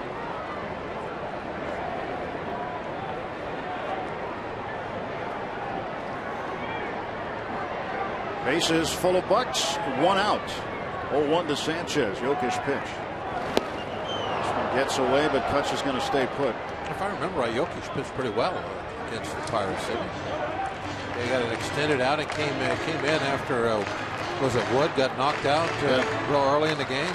He allowed a run on 6 hits and struck out 4. Ended up pitching 4 1/3 innings. Yeah, he did a good job for him coming out of that pen. He had to put out a bit of a fire when he came in. But Sanchez doubled off of it his first time up. Tweets down below commenting on the Pirates offense during the course of this game. 1 ball, 2 strikes to Gabby.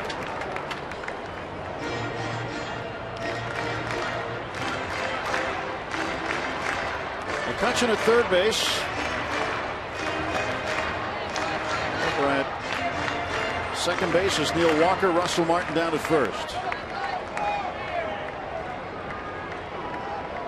World Series tickets. All-Star game. And Gabby chops one out in front of the plate. Kutch runs past it for a run. And Sanchez safe at first base. 6-3.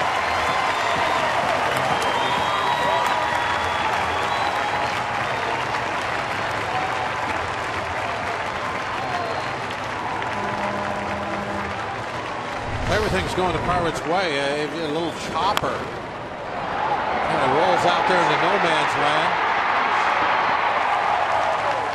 Can't be handled. The throw can't be handled at first. The play on that probably would have been to come home, but John Baker, the catcher, came out and followed the ball, so there was nowhere for Jokic to flip the ball to the plate. Had to go to first base with it.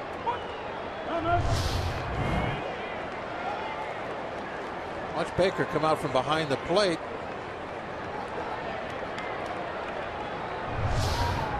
I don't know if he'd have had the out at home either, but I think that would have been a higher percentage than making that throw all the way from the foul line to first. Base hit and an RBI for Gabby.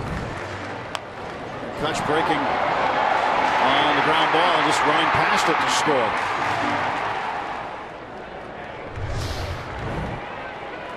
6-3 Pirate lead, and Jordy Mercer at the plate for the second time this inning. He led it off with a base hit. And with the bases full, shoots this one foul and out of play. 1-2 on Jordy. You want to keep the line moving. You never know how many's enough.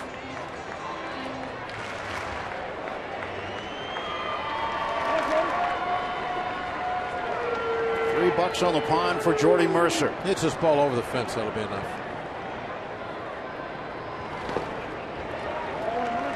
2-2. Then we can back off a tad.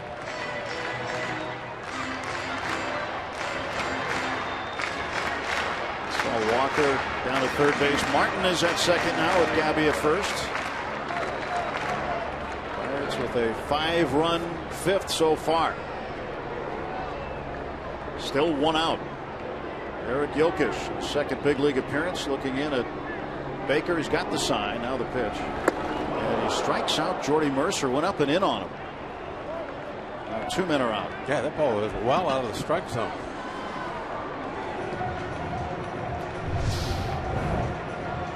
They're trying to go inside. That wasn't only inside, but look how high it ended up.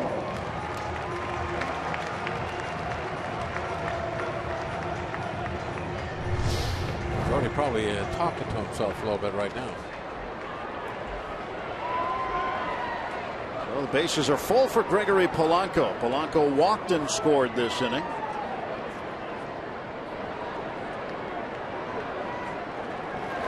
And that pitch in for a strike.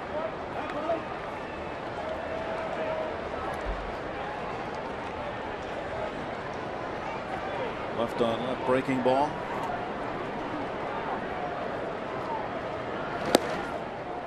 Outside, so started him with a breaking ball inside, fastball outside corner, and it's 0-2. Gregory finds himself behind with 2 outs and the bases full. And Jokic ready to go. 1-2. Polanco's 0 for 1. He grounded out to the shortstop Baez in the second inning too.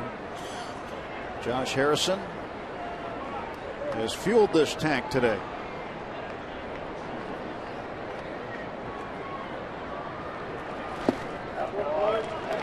Low 2-2.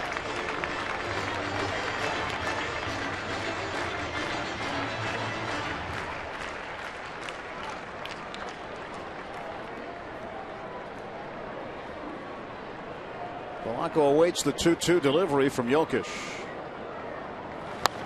This one down the first baseline. It's off the umpire. Another run will score. Looked like it hit the first base bag and then hit the crew chief Ted Barrett. Otherwise, it would have kept going down the first baseline. Walker comes in to score. It's 7-3. Probably cost the Pirates another run. A little unfortunate. But I don't think it's going to matter. Let's keep our fingers crossed anyway.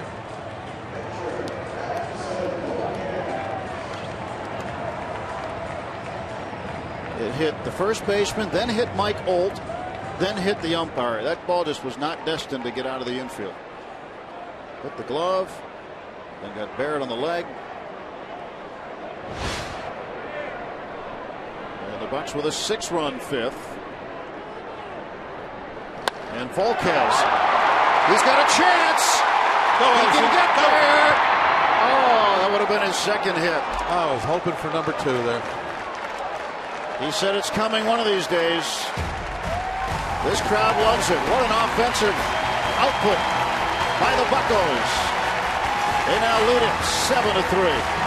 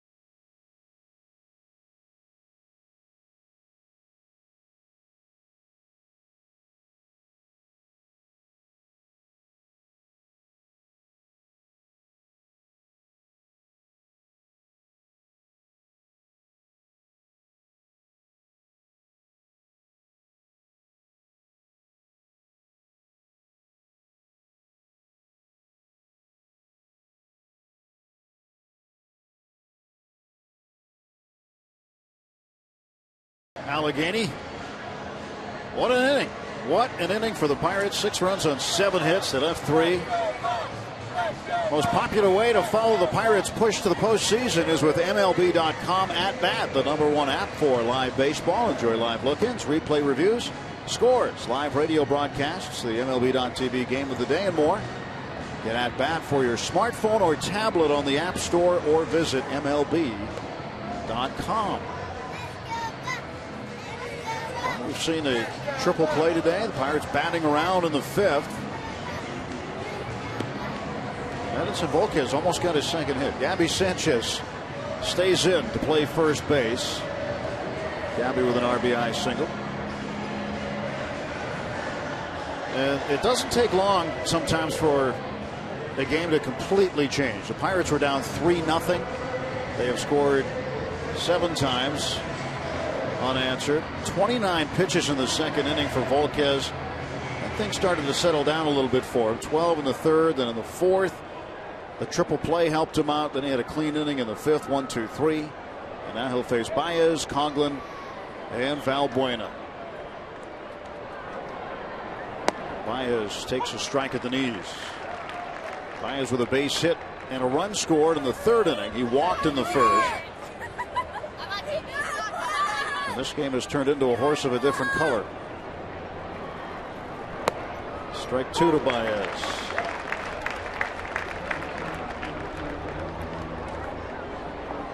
Baez hitting .179 and striking out 45% of his at-bats.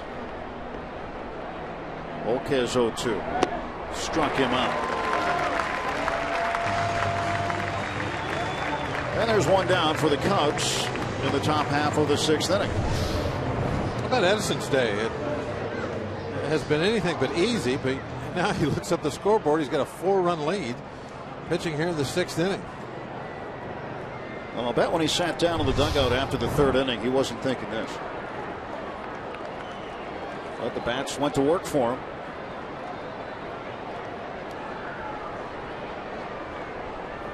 Chris Coghlan, the batter, left fielder. See the sweat coming through the hat today. Hard work from Volquez. It's been today. It's getting a little easier though last couple innings. Now delivering strikes as he fires one into Coghlan. There's so many good stories on this club this year. Of course, it seems like Harrison's really dominated the good story theme, but Volquez, the year he has had should not be overlooked. Well, it's a comeback year for him, really. You look at where he was and where he is, 2 different places. Bounce back year. Last 7 starts, he's gone 3-0. Last year, he went 9-12 with a 5.71 ERA in 32 starts, 33 appearances.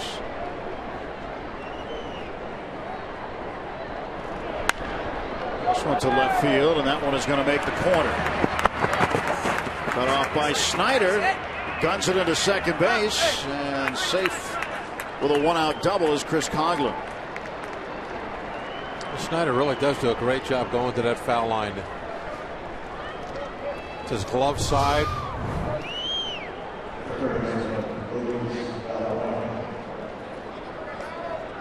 He told us about a month ago when he really started playing a little more out in left field that going to that foul line is something that he's always taken pride in when he's played left field, that's kind of more his natural position. And it's something that he constantly strives to do, is get there quick enough to try and take a double away from somebody. And we certainly have seen that. It's the next man up in left field, Marte out. Marte still suffering the effects of getting hit on the elbow Thursday by an A.J. Burnett pitch. 24 doubles now for Coghlan.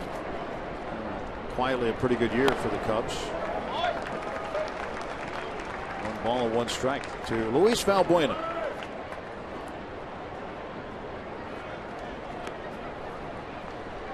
Here's Marte setting this one out again today. He would be available to pinch run should the Pirates need him.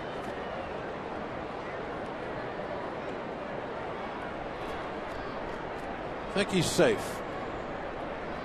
I think he'll be doing a lot of running this afternoon. Breaking ball right there for a strike. Well, for Volquez, he's been in need of some run support. His last 3 starts combined, Bob, 3 total runs of support. He got double that in the 5th inning alone today.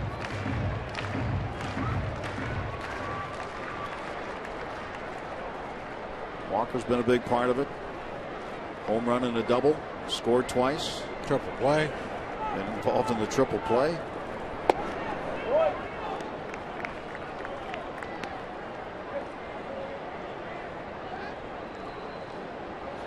As we get later in the afternoon, the shadows starting to creep in. Shadows from the light standard now on the home plate circle and just behind first base and out in the right field corner.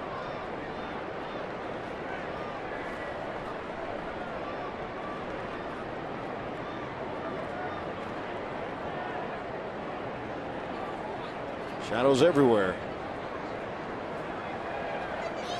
Where? Only the shadow knows. From the rotunda. And the 2-2 coming. Fouled off.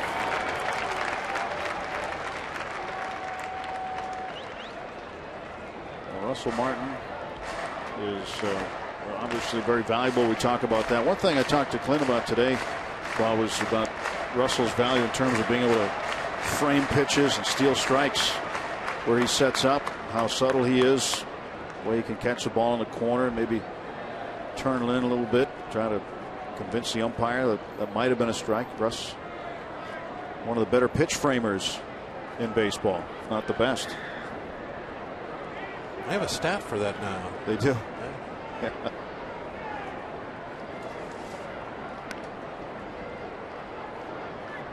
Stretch in the 2-2. Popped up to left. Snyder's got it. And 2 men out. Cheer on the Bucks as they host the Brewers this Saturday at 7:05 in a National League Central Division showdown. Be sure to stay for a Zambelli fireworks show presented by Yingling Oktoberfest. Plus, all fans take home 2015 magnetic schedules, courtesy of PNC Bank. For tickets, go to Pirates.com. It's a big weekend coming up. Pirates and Brewers. Big week, too. The Red Sox, the World Series champions. They're not having a World Series type of year this year, but still they're the reigning World Series champs. They're coming in Tuesday, Wednesday, Thursday. Still tickets available at Pirates.com. Come out and see the Bucks and the Red Sox. Tuesday, Wednesday, Thursday. Charlie Morton, who was announced earlier, will start the Tuesday game rather than Vance Worley against Anthony Rinaudo. Charlie looks like going back in the rotation. 1-0 to Valleca. It's 1-1.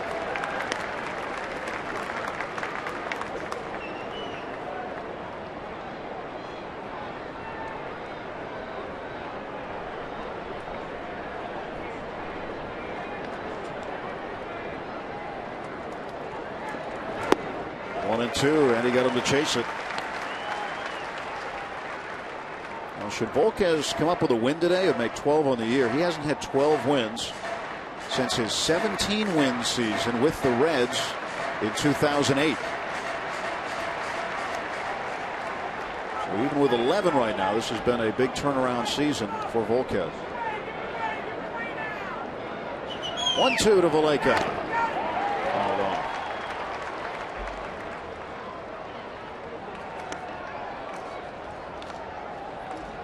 Ray Serge telling me a while ago that he wished that he had Volquez 3 years ago. He thinks that if he had him 3 years ago in the Pirates system, that he would just be absolutely back to where he was in 2008 right now. Maybe better.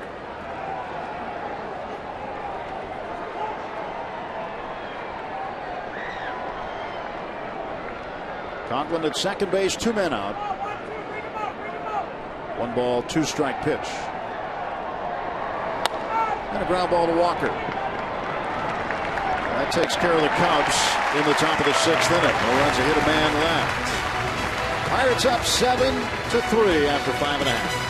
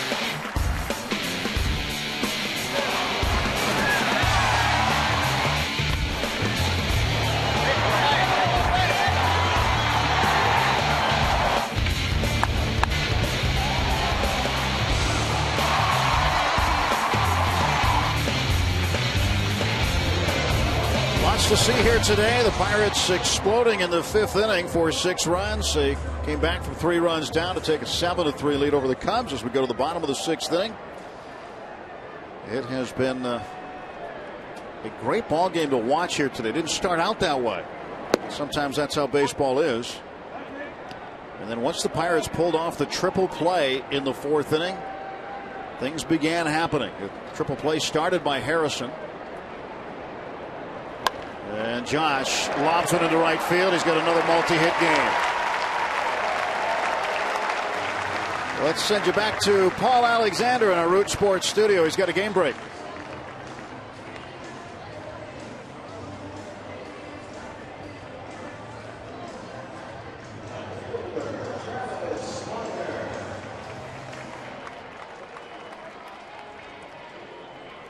All right, thank you, Paul. So Brewers up, Cardinals up 3-1 in the 4th.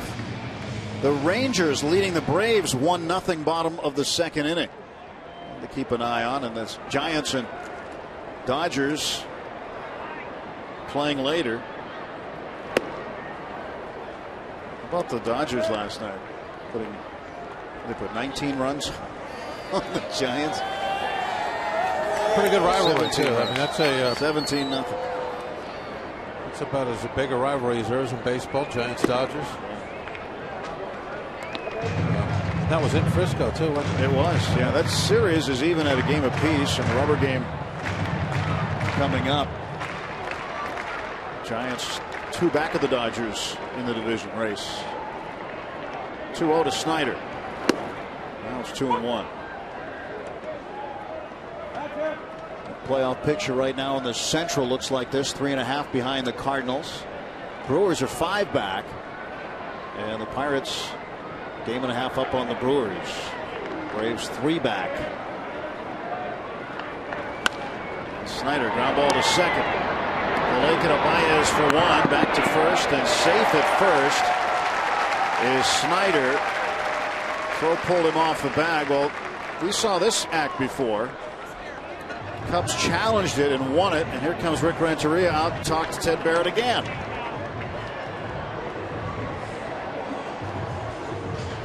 Now, because he challenged it and won, he still has the challenge in his back pocket. That's a little more definitive there that the cleat came off the base. Yeah, you can see daylight on that one.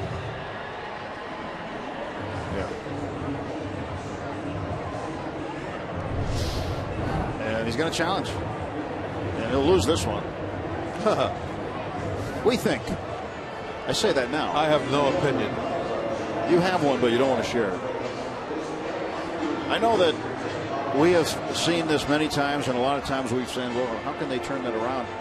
Most of the time, we're going to figure the close play is going to go the way of the call, whether it was safe or outright. I figured it out, though. I know now how to know what they're going to call. Flip a coin. That's the way you figure it out. This one shouldn't take very long. Yeah, I've heard you say that before. And sometimes it's taken longer, but sometimes it's not.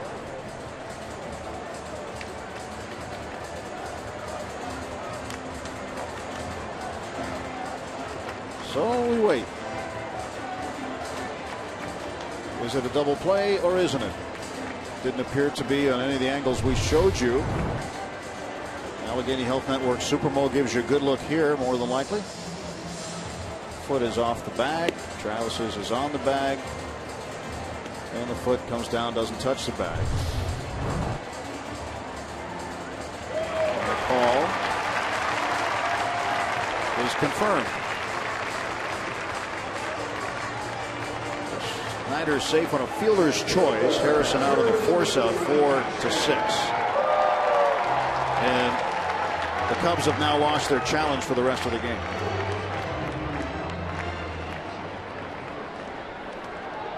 Andrew McCutchen is 1 for 3. This one to right field, and that one is going to be caught. Matt Caesar with a diving grab in foul ground. He ran a long way to get it, laid out, and retires McCutchen. Well, we've seen some great plays in the outfield all year. Pirates and the opposition also. And this was definitely going to be one of those. Flat out into the dirt.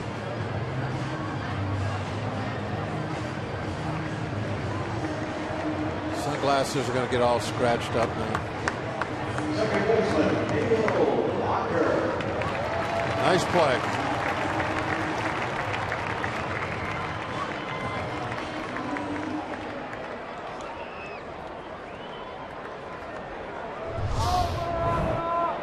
Well, there are 2 men out. 1 man is on, and Neil Walker at the plate. And Walker drives this one into center field. That's a base hit. It's a 3-hit game for Walker.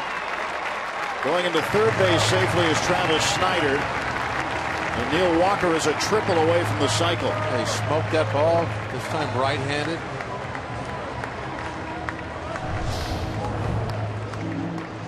Doesn't matter anymore, left-handed, right-handed.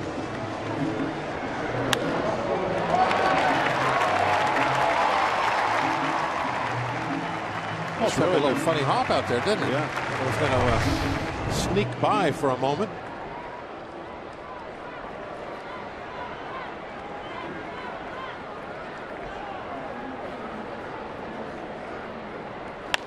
Russell Martin to the gap. And over to cut it off is Coughlin. Boy, Rush hit that ball on a line, but Coughlin caught up with it. Nothing across for the Pirates. Couple of hits and 2 left.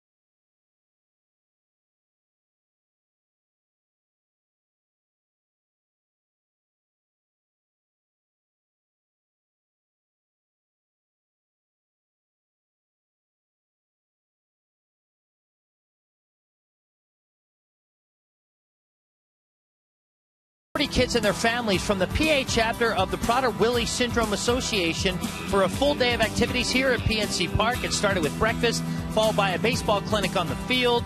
Then the kids went on a duck boat tour, and now they're here watching the game. We see some footage from the kids taking part in the baseball clinic today. This is the first time Hurdle has been involved in an on-field clinic for Prader-Willi kids, and he said what the kids do on the field isn't as significant as the fact that they are on the field. He said the most important part for him was the stretching because all the kids were able to engage, loosen up, and have a good time together. The fact that they're on the same field as these players brings a gleam to their eye and makes their heart beat really fast as Jordy Mercer makes the play over to Gabby Sanchez at first. He said as for the parents, they're really appreciative of the smiles on their children's faces. And for Clint, as you know, Tim and Bob, he's happy to support the Prader-Willi Syndrome Association and do a little something just to make these kids' days just a little bit brighter. Yeah, Clint gives a lot of his time, and certainly it's an association near and dear to his heart and his family.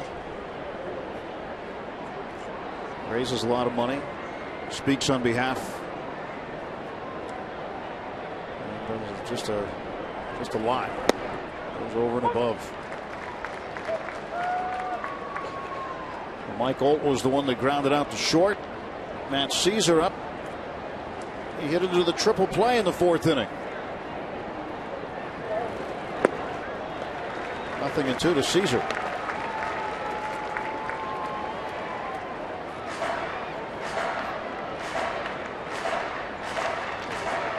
Working on his 90th pitch now, Bob. Remember, he had a 29 pitch inning in the 2nd. Yeah, remember also he's at 50-50 on balls and strikes there for a while. He didn't get that in shape. Locked him up with a curveball, and Caesar is out on strikes.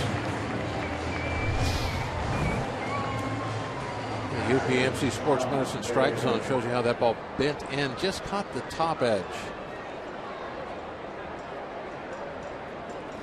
You know, we were talking about first pitch strikes earlier in the game where Volquez was just around 30%. Well, even though he's got 4 walks today, he does have 14. Make it 15 first pitch strikes now. So he's come back strongly in that category. Been the difference from the early part of the ball game till now. It's why he's been able to get the pitch count in the total pitch count under control. You get ahead, you can shorten up some of those at bats. As soon as you fall behind, now the pitcher, or excuse me, the hitter, he's in the driver's seat. He can afford to take pitches now.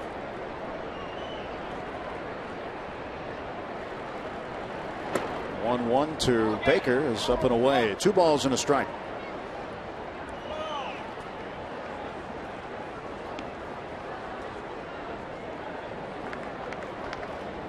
Baker 0 for 1. He had a sacrifice fly in the 2nd inning for his 14th run batted in. Then he flied to Polanco and right in the 5th.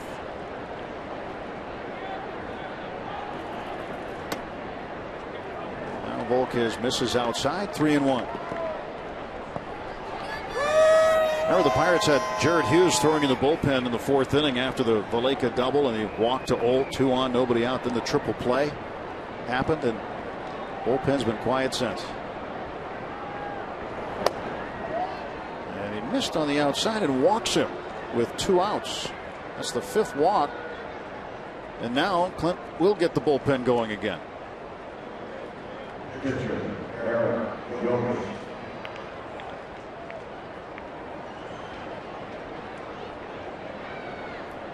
See who gets up here.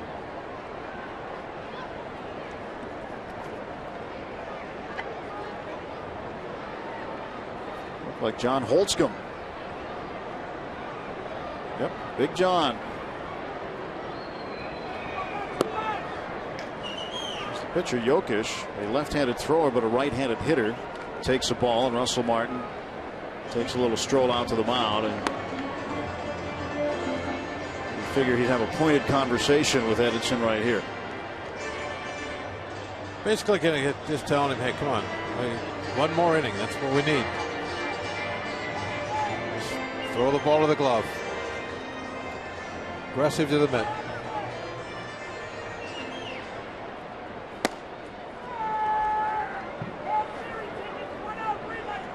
John Holtzcomb. Fans like to see him pitch. 1-0. That's in for a strike.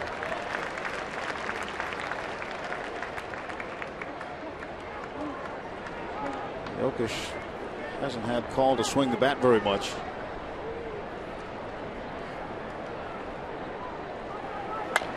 It's this ball to the right side. Walker is there. And the Cubs are down in the top of the 7th inning. It is stretch time at PNC Park. 7-3. Pirates with the lead. We're going to keep you here on this gorgeous mid-September Kids Day Sunday afternoon. Time to stretch. Ladies and gentlemen, we invite you now to stand and join the Pirates and Major League Baseball as we offer support to our troops here and abroad.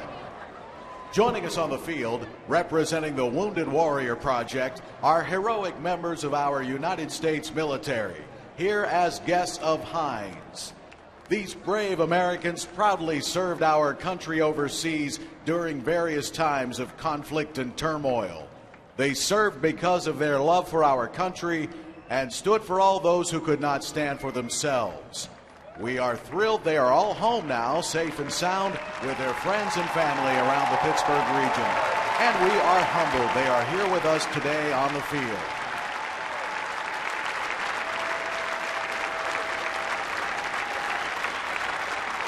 And now here to lead us with God Bless America is the FBI Choir.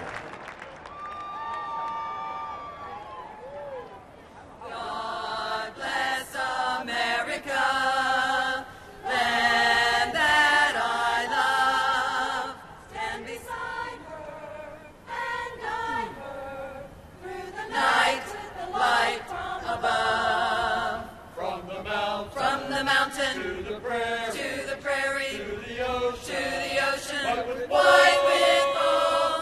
God bless America, my home, sweet home. God bless America, my home, sweet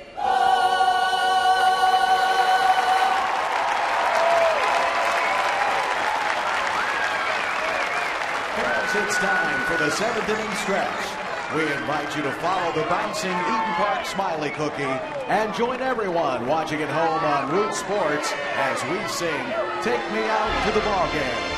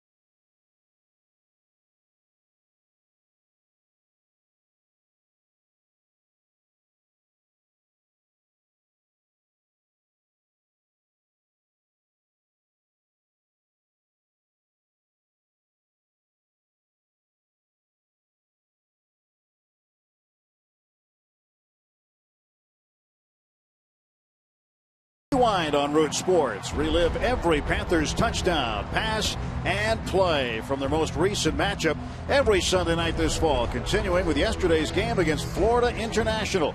Panthers Rewind tonight at 6 on Root Sports.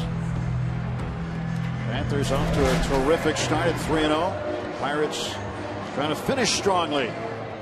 2 weeks to go in the regular season. 7-3, 11 hits today for the Buccos. And they'll start the bottom of the 7th inning with Gabby Sanchez at the plate, facing Eric Jokic, who is a starter in the minor league, so he'll pitch multiple innings in relief for Rick Renteria's Cubs. Gabby 1 for 1, an RBI single in the 5th, came in to pinch hit for Andrew Lambeau that inning. And he takes a strike on the corner, and it's 0-2. Tony Watson is now up in the bullpen.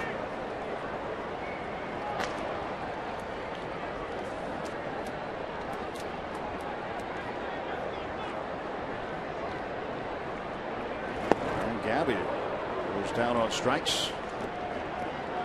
1 out in the Pirates' 7th inning. Let's take a look at today's AT&T fan photo. Hashtag Bucks fan photo to get your submissions in, and their Halloween costumes out early. We've got Jalapeno Hannah, a miniature Cheese Chester, and Potato Pete getting along. Look at that. Usually Cheese Chester and Potato Pete don't get along very well, but in that picture they're getting along swimmingly. Jordy Mercer cracks one to right field, and that's right into the glove of Matt Caesar. 2 down. Caesar does a good job, doesn't he? Out there with the glove. Sure. Get some real quick breaks on those line drives. Some fine catches.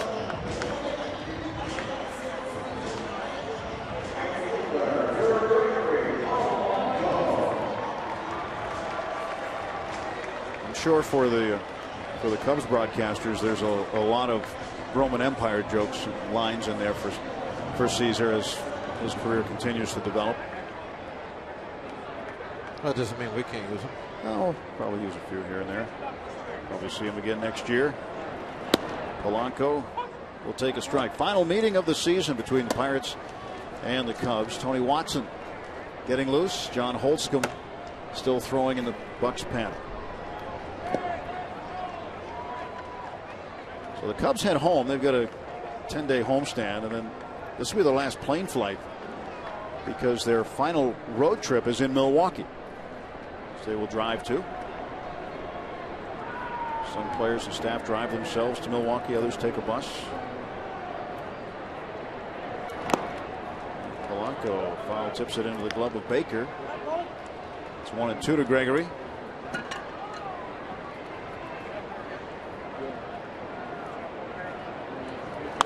And Polanco with a base hit. 2 hits for Gregory today. 2 hits in his last 2 at bats. Polanco is on board, and you need to get on board with the Pirates in 2015. Pirates are now accepting deposits for full and partial season ticket memberships. Get access to exclusive events, the best locations and savings, and customizable memberships. Plus, 2015 full season deposits receive 2014 postseason priority. For more information, go to pirates.com/membership. Tony Sanchez is up, hitting for Edinson Volquez. Tony hitting .274 this year in 24 games in the majors. And he hits a ground ball to Baez at short. He'll flip it on to second to get the force out. And we're on to the 8th inning. Tony Watson heading to work, up by 4 runs.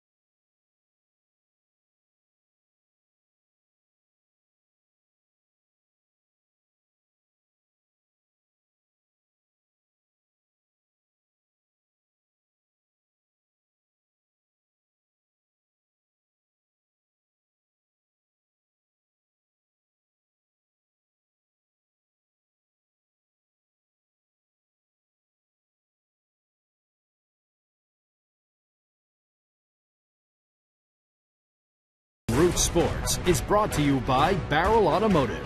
We're driven to be better. And by Levin Mattress, located in all Levin furniture showrooms and freestanding stores. Let's go Bucks! Here's today's Barrel Automotive League leaders stat. The bullpens with the lowest ERA since the 20th of August. The Pirates have the best, 1.63. Phillies, Yankees, Seattle, and Angels. But the Bucks on top of that list. And a big part of that reason, Tony Watson. Well, that's worth $22. 7-3 Pirates with 12 hits. Double digits in hits against Starling Marte off the bench. That's a good sign. He's out there defensively in left field for Travis Snyder. Here's Watson. Say Watson's ERA, he is a big contributor to any good numbers that bullpen has. Well, I guess Marte could do more than pinch and run, huh? Apparently so. Must have felt better after lunch. Yeah.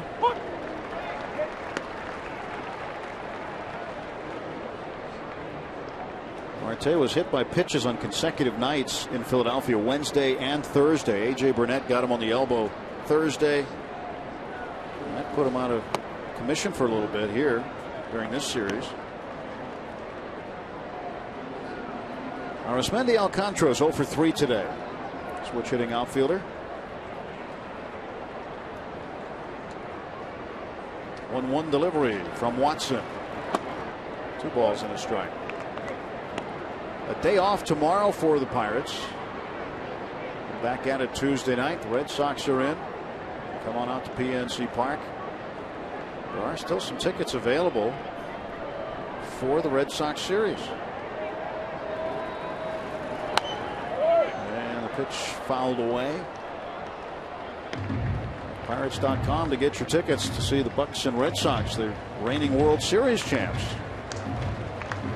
making a rare visit. They were here a couple of years ago, and the Pirates took 2 of 3 from Boston. But rarely will they be here this often, twice in a row, you'd think. Swing and a miss, and Alcantara down on strikes for the second time in the game. Let's take a look at our Nissan road ahead. Again, the day off tomorrow, then Tuesday night. Charlie Morton will face Anthony Ronaldo. Clay Buchholz for Boston Wednesday. Francisco Liriano will oppose him. Brandon Workman Thursday against Garrett Cole. Pre-game time 6:30. Tuesday, Wednesday, Thursday nights right here on Root Sports.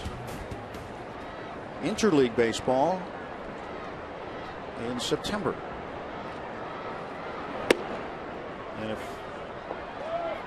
that surprises you, the Pirates will have opening day next year, April 13th, against an American League team, the Detroit Tigers.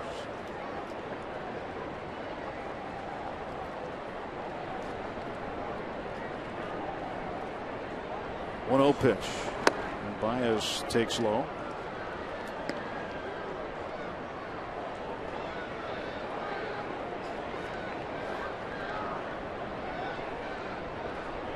Baez 1 for 2. He had a single in the 3rd inning, struck out in the 6th.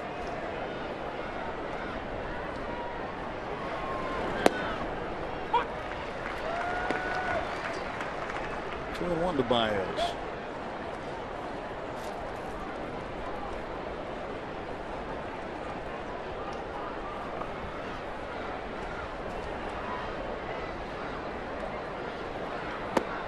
Whoa. That's a strange swing. That warms my pitcher's heart. Watch that.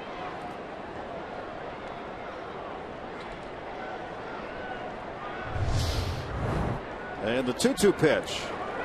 Foul back.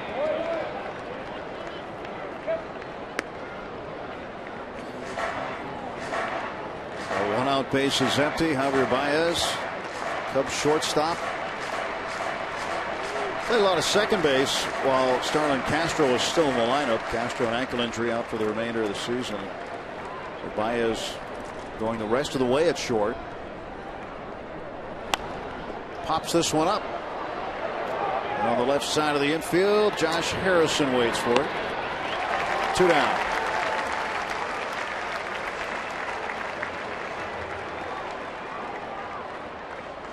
Didn't think Baez was going to run at first. Kind of stood there and then decided that I better go to first base. Reyes not going to like it if I just stand in the box. St. Louis still up 3-1 on Colorado, and Texas up 1-0 on Atlanta. The Rangers with a chance to sweep Atlanta. They've beaten them twice already this weekend and are leading in Game 3.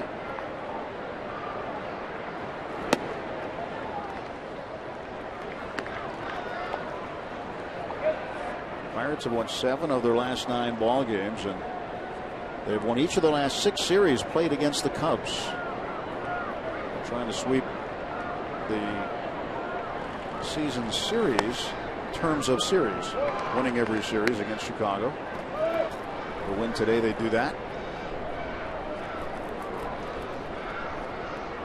And the Pirates with a win today would end up taking 15 of 19 against Chicago. 2-0 pitch. Check swing fouled off, and it's 2-1.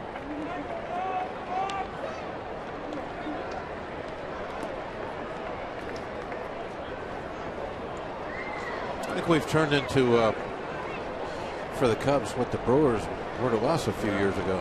Let me correct that number. I was one off. They will win their 14th. They'd be 14-5. Still good. Still really good.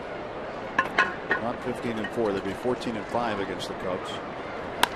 And a bouncer to Walker. A couple of steps to his glove side. He throws him out. And a clean inning for Tony Watson in the top of the 8th.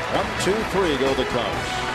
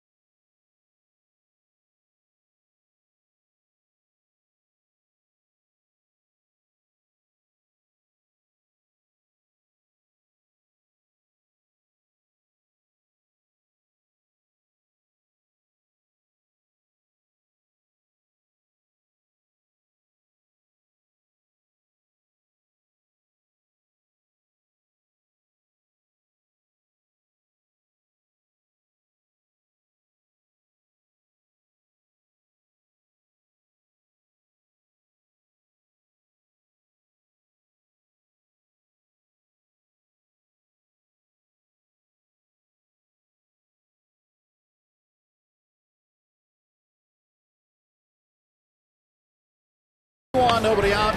Matt Caesar. Ground ball to third. There's one. Walker turns and one at second.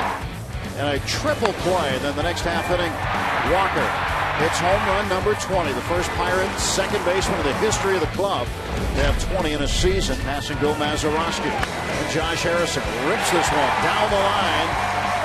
Mercer, Polanco come in. Ties the ball game up at 3. Travis Snyder would get Harrison home, and the Pirates haven't looked back since. 12 hits for the Pirates. They're averaging 10.3 hits so far in the month of September. They've had 134 hits over the last 13 games. Bob Walk, I'm Tim Neverett. Robbie Ince-Mikowski with us. A 2-run second inning on just 1 hit for the Cubs. Jacob Turner, the starter for Chicago. 7 runs allowed on 7 hits. First Pirate triple play since April 12th of 2009, and a 6-run 5th inning. Flip the script on the Cubs today. Pirate offense now with more runs this year than they had all of last year. 635 runs the Pirates have scored. Last year the Bucs had 634. Well, this Vizcaíno coming into pitch now for the Cubs. Just a couple of games, a couple of innings. Haven't been very successful innings.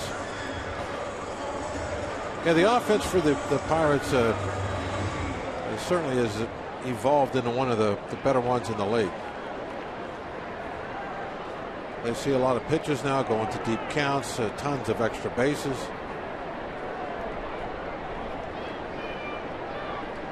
Vizcaíno facing the top of the Pirate order. Josh Harrison, who has 2 hits today. He's 2 for 4. Single double, 2 RBIs, and a run scored.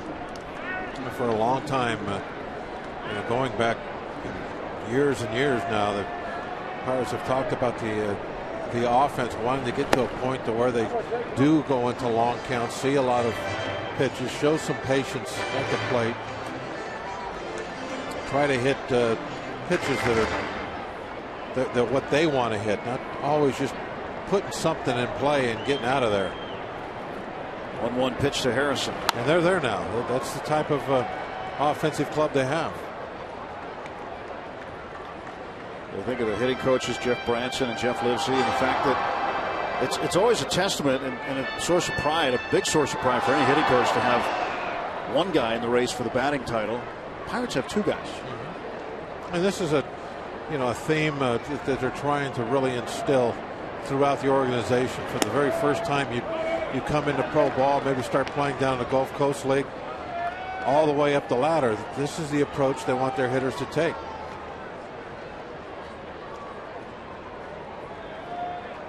You look at the real good offensive teams over the years, the one theme that seems like it's always there, they go deep in counts. They see a lot of pitches. They get a lot of base on balls. Josh to right field, but it's going to hang up. And Caesar makes the catch. So Josh now 2 for 5. It's one of the reasons you used to see those Yankee Red Sox games. It seemed like they would go almost 4 hours because everybody that came to the plate saw 6 or 7 pitches. They're just long at bats, long innings. Now Starling Marte is going to try it at the plate. This is what gave him problems yesterday. Was squeezing the bat fully. Just didn't have the strength in that left arm.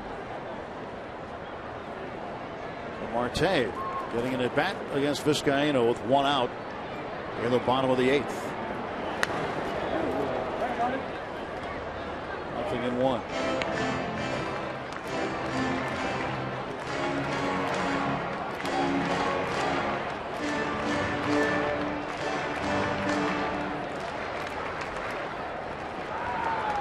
Big day for the Pittsburgh kid.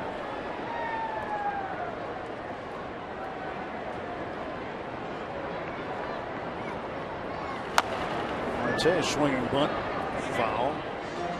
And either Marte or McCutcheon needs to get on in order for Walker to get back to the plate one more time. He's a triple shy of the cycle. And a Pine Richland hat. That's where Neil went to high school and grew up in that area of Pittsburgh. Pine Richland Rams football team beat Fox Chapel this week. They're 3-0. They're on a roll, aren't they? Must be pretty darn good this year. Looks like it.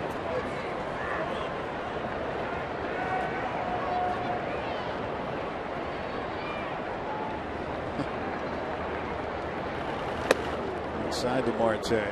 1 ball and 2 strikes to count. Starling getting out of the way this time. You got to start getting a little gun shy at some point. But look where he finished. Did you see how his body? He's actually hopping toward home plate. That's one of the reasons he gets hit so much. He's never moving out of the way, always moving toward the strike zone.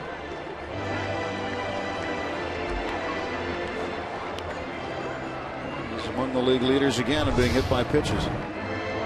What? See where he finishes? All of his momentum of his body is always going in toward the strike zone.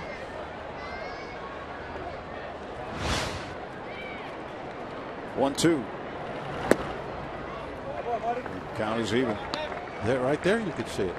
But that's one of the reasons why.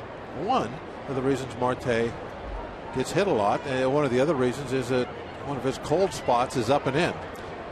That's so a spot if you hit as a pitcher, you got a good chance of getting him out. And the scouting reports nowadays, everybody knows that. Full count. Marte, by the way, even though he's been out for a couple of days, is in an active hitting streak. He's hit in 10 straight. He's not going to get much of an opportunity to continue. Just this one at bat. Payoff pitch from Vizcaino.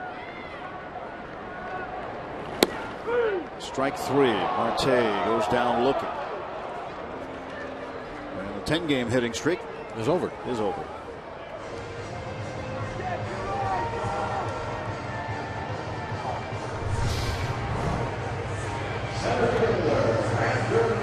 Another good pitch, fastball outside the corner. McCutch a chance to get a second hit. He's 1 for 4, hitting .310. And Justin Morneau, the Rockies, an intercostal strain. He's going to be out for a little bit. He's sitting on .315. And Josh Harrison at .317 after his last at bat in the top of the inning, or the top of the order in this bottom of the 8th.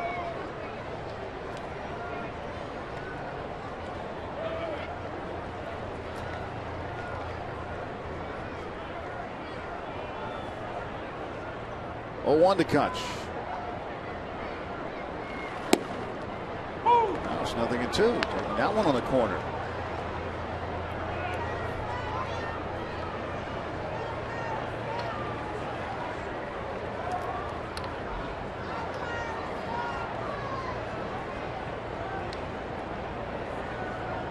The 0-2. And McCutcheon with a foul ball.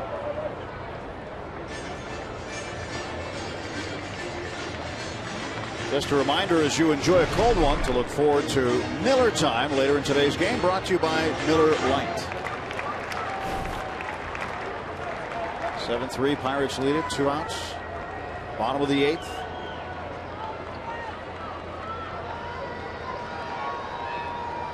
Hitting .339 this month so far. And he rolls one down to third. Good hop for Valbuena. And McCutcheon is out. 1 for 5 today for Kutch. We head to the 9th. Pirates up by 4 runs.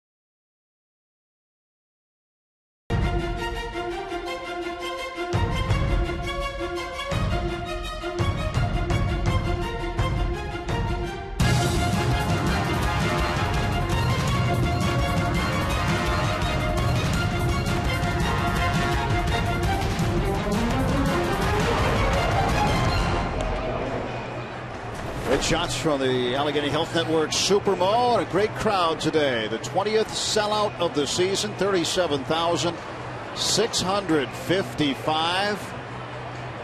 We're on a perfect mid-September afternoon. Have seen a lot of interesting things in this ball game. A lot of fun things today, including a triple play around the horn pulled off by the Pirates. One of the more rare types of triple plays. Some more of our great crew. Chad Wilson, thanks Chad. Chad's finishing up with us today. Got some football, other things, but great crew here. Guys will be thanking along the way in our final homestand of the regular season. Luis Valbuena leads off to face Mark Melancon.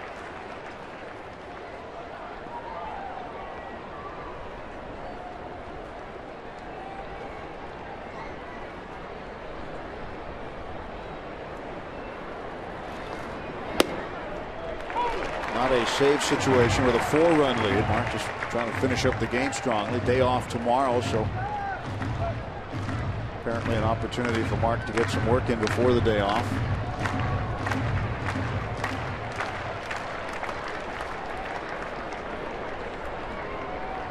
And the 0-2 pitch. Got him. 3 pitches, 3 strikes. Valbuena is out. If this was probably a little earlier in the year, you might not see Melancon out there right now. But I think the importance level of these wins at this point pretty much off the chart.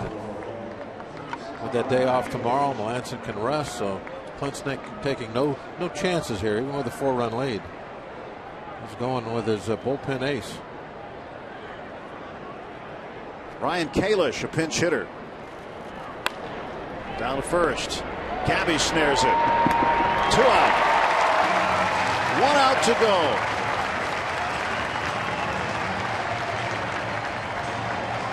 Pirates on the verge of their 79th victory of the season. And to get back to the high water mark of 9 over 500.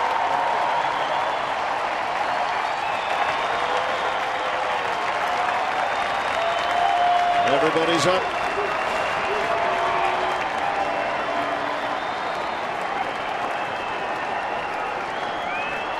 Melancon facing Mike Olt, the Cubs' first baseman. A win today for Edinson Volquez would raise his record to 12-7. It'd be the first time he's had 12 wins in a season since 2008 while with the Reds, when he had 17. Edinson had 9 wins last year. And also for Volquez, this would be his 7th win against no losses over Chicago. He'll go to 7-0 against the Cubs.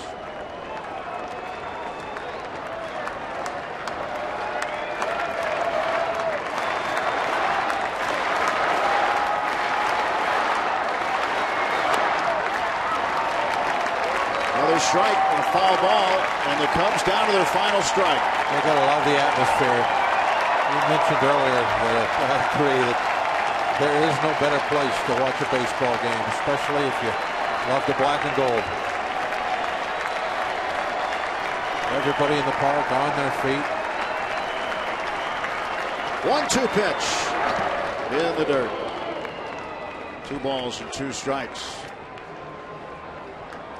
Milwaukee has now put more runs on Cincinnati, leading 6-1 in the 7th. They look like they're on their way. St. Louis with a lead. It's important for the Pirates just to keep pace. And they will do that today. 2-2 pitch to Mike Olt. Strike 3. That's the ball game. A perfect 9th for Melancon. He strikes out 2. The Pirates are 79-70. They take the series. They win 14 of the 19 games played against the Cubs this season. And their final homestand is off to a 2-1 start. Yeah, you needed to win this one today. Obviously, you couldn't, have the Cubs come in here and then take 2 out of 3. Not this time of year. Really a big win in front of a great crowd. They were up, exciting, and just a tremendous game for Neil Walker. He will remember today a long time. He got the record-breaking home run. He turned that triple play. Just a fabulous, fabulous game, and a nice, real gutty win for Edinson. 39th come-from-behind win. Pirates were down 3-0 at one point in the game. Scored 7 times unanswered. Pulled off a triple play today also. And Neil Walker with his 20th home run. Pirates are now 3 back of the Cardinals, pending the outcome of their game with the Rockies. So the Buccos with a 7-3 win today over the Cubs. Paul Alexander is standing by downstairs. Paul? All right, Tim, thank you very much. And yes, indeed, you covered most of the bases of what a thrilling day this was on an absolutely spectacular September day here in Pittsburgh. Sun splashed and just so comfortable, and a wonderful day to be at the ballpark. And certainly those here today absolutely loved it. And as Tim Neverett mentioned a record-setting day, most home runs ever by a Pirates second baseman with 20. Robbie Zmikowski standing by with that guy right now, Neil Walker. Robbie? Neil Walker, fantastic performance today. He goes single, double, home run. Most importantly, Neil, this is the 6th series win of the last 7 that you've played. What kind of fun is this in a pennant race, winning important ball games in front of the 20th sellout here on the North Shore? Yeah, no, it was important to for us to get this game today.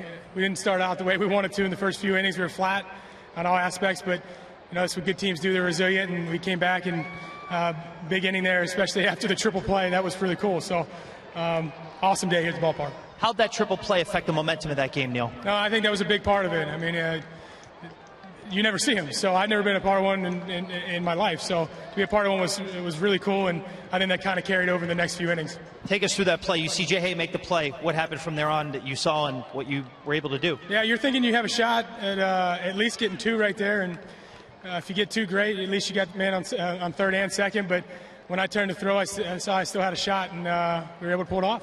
20th home run. No Pirates second baseman has ever done that in the history of this franchise. And this is a long and storied franchise, Neil. You hear these fans applauding. What does that mean? Yeah, it's very humbling. I mean, to be in the same breath as the people that are on that list is really cool. So I'm very humbled by it. How about playing in front of these sellout crowds? You have a chance to set a record for the most sellouts in the history of this ballpark in a pennant chase. What's this like? Yeah, I have no doubt that it'll happen too. I mean, the fans are fantastic, especially in September. We know that they're going to be there for us, and we know we play well here at home, and we know it's going to continue. What are you going to do the rest of the day? I'm going home. He's going home. He's going to watch football is what he's going to go do.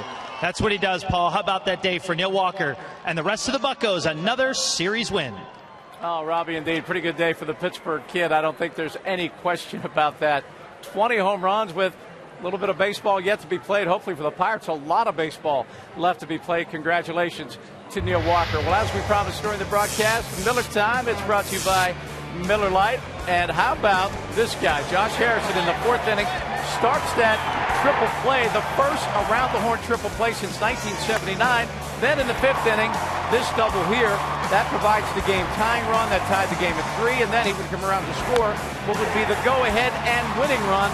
Not a bad day at all for Josh Harrison. Jay Hay all day as the Pirates get it done against the Cubs, something they have done all year. They have won 14 of 19 against Chicago today, the 39th come-from-behind win.